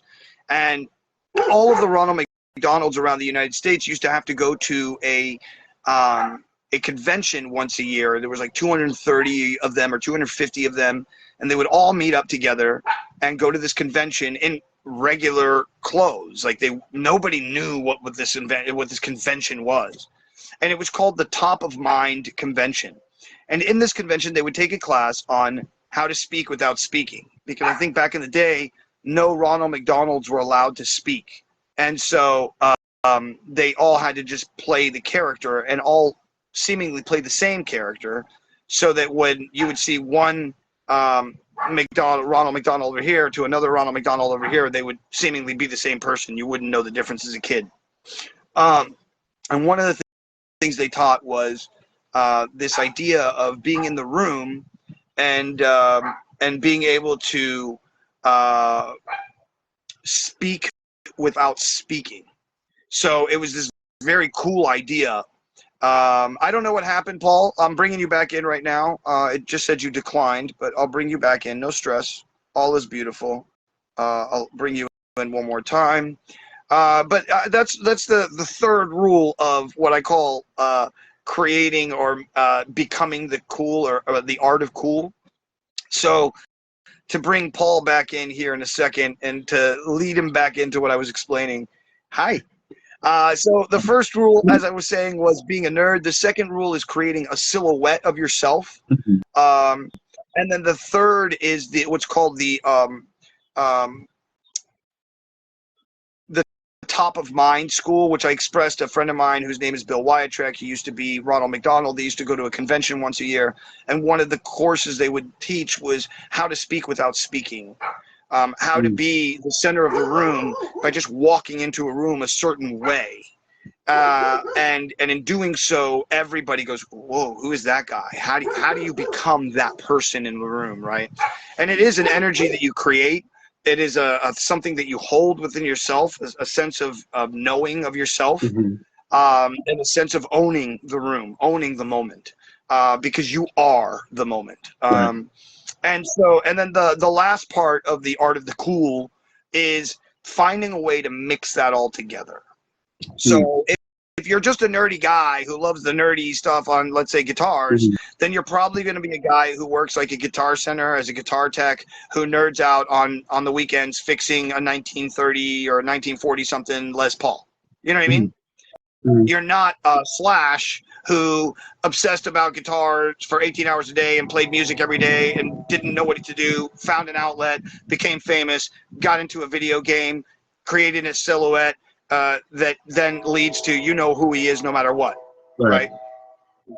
And so there's that mix of, and also the idea of never having to speak. Like, he doesn't have to speak, he just has to play his guitar, right? A magician doesn't have to speak, they just have to do their thing. The only person that really has to speak to make their art be known is a comedian. Right. Otherwise, you can dance without speaking, you can make art without speaking. There's a lot of arts that you can do without having to physically speak. Music is one of those, and that's why I've said this many times. Try and find an actor that has become a musician and is super famous. There's only one or two. One pops up into my mind immediately. But on the opposite, you will find a massive amount of musicians that have turned into actors. Now, I believe that the reason for this psychologically is that when you recognize or you meet somebody for the first time as a musician, you recognize them as somebody who is coming from a place of their heart when they sing, when they do something that comes from them, like, whatever it is that comes out of them, and you're like, yo, I'm connecting to that, right? Oh, I don't know what happened there. Let's see. I'll bring him back. I don't know why that's happening. I think people are calling him is what's happening, and they're calling him in the middle of the show. And so what's happening is people are calling you, I think is what it is. It's all good. People are calling you is what's happening, or sending you messages, and that's cutting off the live feed is what's happening. I get it. No one's calling me. It's knocking off for some reason. All right, anyway, so where was I at? The thing, and then mixing it. You get the idea. The idea is that you're really a nerd first. You're really somebody like a magician, like I was saying. Like we get really stupid about being with a deck of cards. Right. Like, you'll see a person who's a magician. You'll see a deck of cards in their hand. You'll see them like sit there and move their fingers around and do all this stuff, and they're not even thinking about it anymore. But to anybody else, and I've seen myself do it when I was in the train in New York on the subway, and I would be sitting there flicking a deck of cards or having a card come over and then flicking it back and catching it and doing all these things, and other people are just like, I'm not saying a word. You know what I mean? And there's that same feeling. So going back to why musicians can become actors, but actors can't become musicians, it's because when I see an actor is faking a person.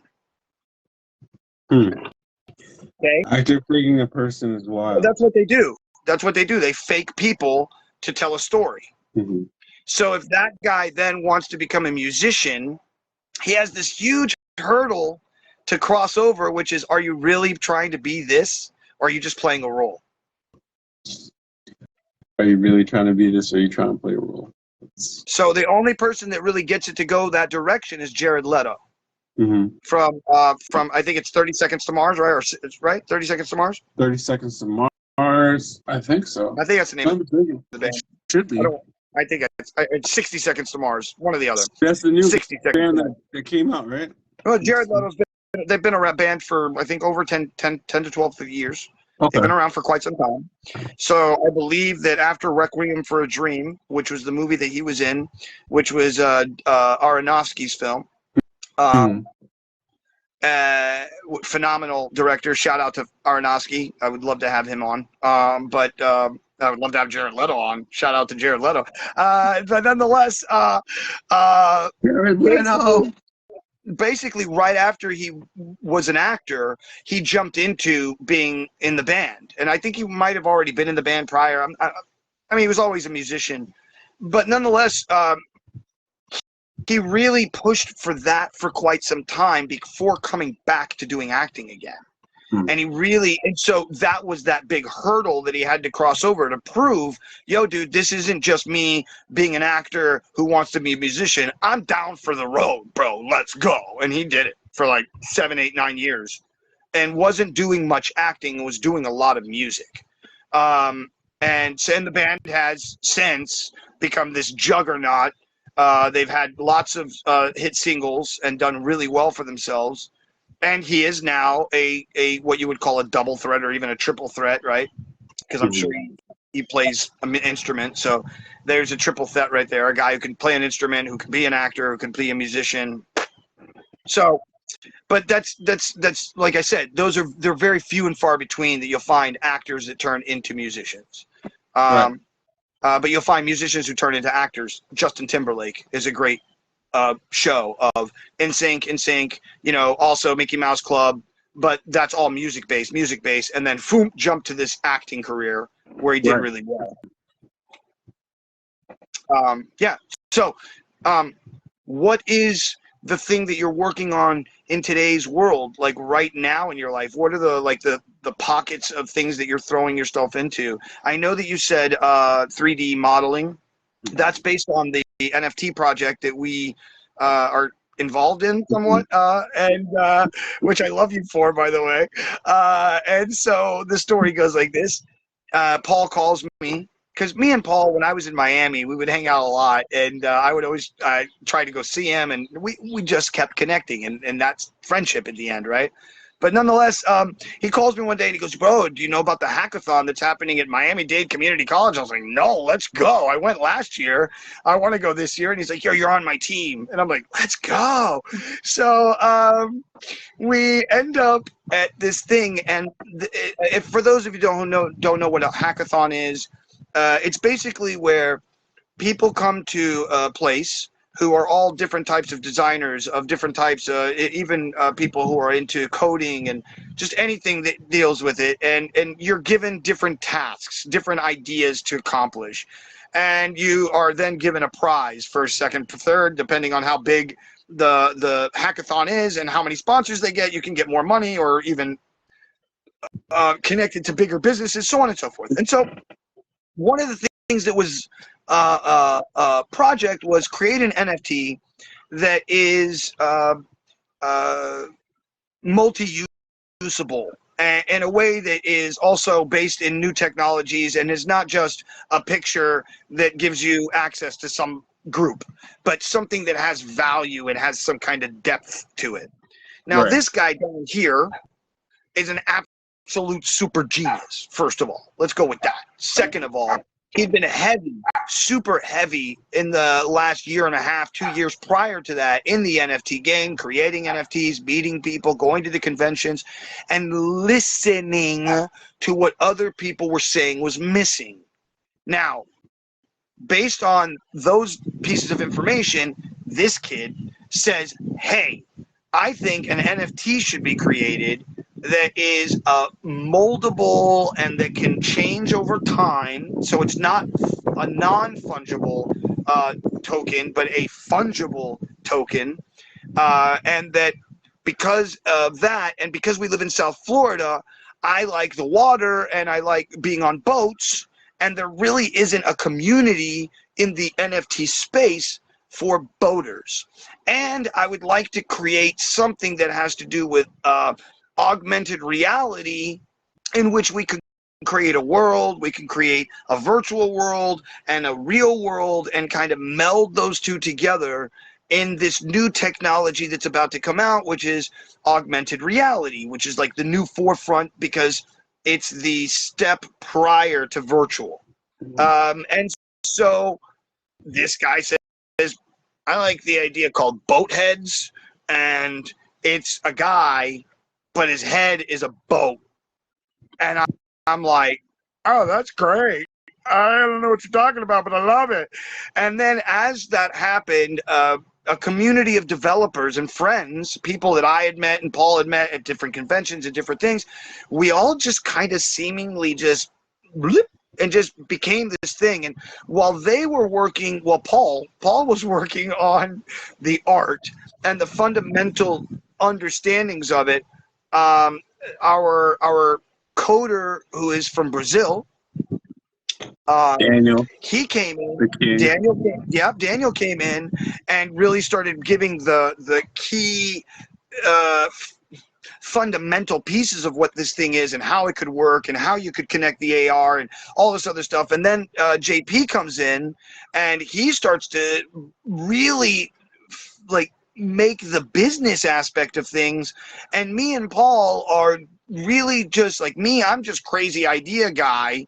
And Paul is artist guy, and you put us all together and it starts to really make a weird thing. And then what's this other kid's name? Please forgive me. Constantine comes in, and Constantine has this more of a connection to, and I don't want to be like, it's like more like money based, like, and I don't want Financial aspect, yeah. financial And aspects of Rami. things, connected to like the Gucci and the Pradas and all that world. Which, listen, it's not bad, because if you think about it, we get into the world of yachting. You're gonna want to be with the Guccis and the Pradas and the big names, because And then you we want that to be incorporated those with fundamental. pickleball and different things like that. So yeah, we definitely ran off that chart and kept it moving with that. And development now has kind of been at its peak, and that's the good part. Me and you are working on the aspect of the game, getting that off the ground. Yeah, we all had to take a break because of the stupid Unity thing that happened. You know, we're all kind of it's a whole thing. We're, like I said, we Don't need to get into that one. Shout out to Unity. yeah. Look at this thing. But Shout out to Unity. yeah. Unity. But we're hoping to get on the fast track. Thanks for charging us now. I do. They have the. Listen, we're not even going to go there. Doesn't make any sense. What they did made no sense. What they did made no sense. What they did made no sense, and it lost all the trust everybody has ever put into them. What they did was actually smart. You think so? Yeah, 100%. Really? 100% smart. And the reason why I say that is before this happened, who actually talked about Unity? Only people who used Unity. Now, after the fact, who's talking about Unity? Talking about Unity, and it's now becoming the stock is going up higher. All they have to say is, "Hey guys, we fucked up," and then everyone's in good graces again. You can make people. Well, they did that already. They already did that. The thing about they art, did that already. Yeah, they did. Yeah. I did. But this is the other thing about art, right? Yeah. You could do, like, even with Kanye West, this is what I see all the time. This is what I'm talking about, but this is actually what I'm doing. This is what I'm talking about, but this is actually what I'm doing. So even in the art world, it's like, I could show you a dog eating shit, but really that dog is not really eating shit. It's maybe dog food. It just looks like shit, but it's dog food. You know? So it's not really about what you're talking about. It's more about what you're actually doing. Action. So they can make the whole community mad at them, but now that they fixed this issue, you have a whole bunch of people that now know the name Unity and what the software is used for and why we should use this software. And this is the reason why now people are fluctuating towards Unity, because now they've gotten a whole wildfire of people talking about them, and now people are trying to fix them. People are trying, the poor man messed up. Let's help them regain their status. They messed up. You know, it's just an image. It's not really that they fucked up. They just wanted you to think they fucked up. I think you're wrong, and that they fucked up trying to go for a money grab, and then when they saw the community flip out, and all these devs and major devs were like, not doing with this, bro. As soon as they came out with their retraction, the devs that were already against them were like, bro, you lost it already. You can't come back to us now and say sorry. Well, we screwed up. We didn't mean to put up a platform. Right, but they can and have to, because at the end of the point, Unreal Engine is such a monster, right? That no one really in the industry is going to jump to Unreal Engine from Unity if they don't have to, right? Secondly, well, no, but Unity and Unreal are being used together almost everywhere. So, you know, whether you're developing your assets and doing whatever you're doing, and granted, yes, you can create some really cool stuff. And I just posted a video of I don't know if you've seen it, but it's phenomenal.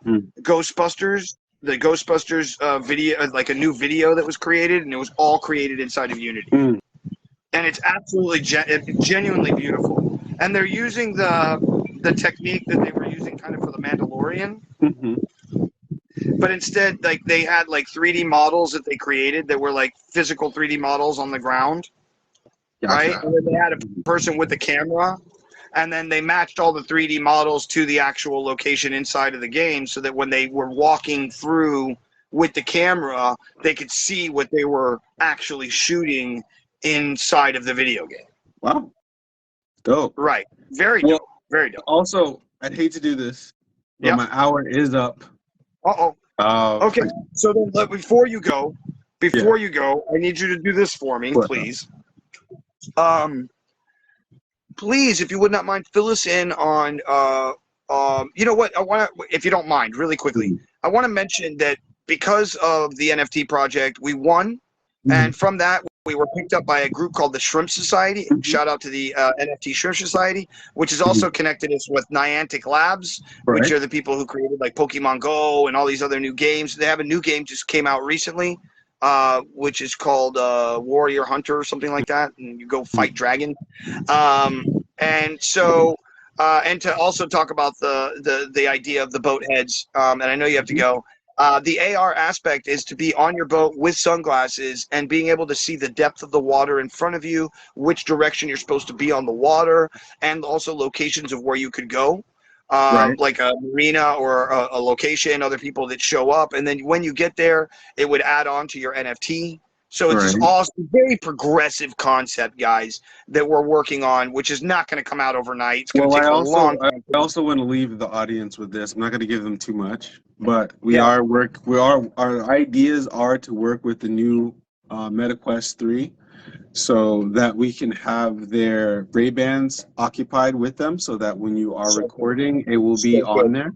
So good. Like I said, I'm leaving everybody with that, because we haven't actually finished that development yet. So, Paul, the next time that me and you do sit down and I have more time, I'd love to go ahead and fill the audience in with that. 100%. Yeah. So, look, now that you do need to go, please, if you would not mind, fill people in on where to find you and how they can connect with you.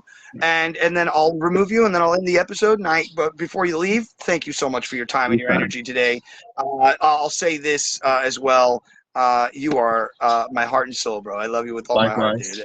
And I'll call you later on. Up and down. Up and down from the moon and back. Always love for you, bro. You can find me on Instagram. Most of the time, that is the only platform that I am on, just because it's easier for me to get on there. It's the Nope King. And then on Facebook, I'm here as well under Paul Abraham. And other social medias to come, because we're doing a revamp, but that right now, that's the only two ways to find me. Cool. And Chris says thank you for your time.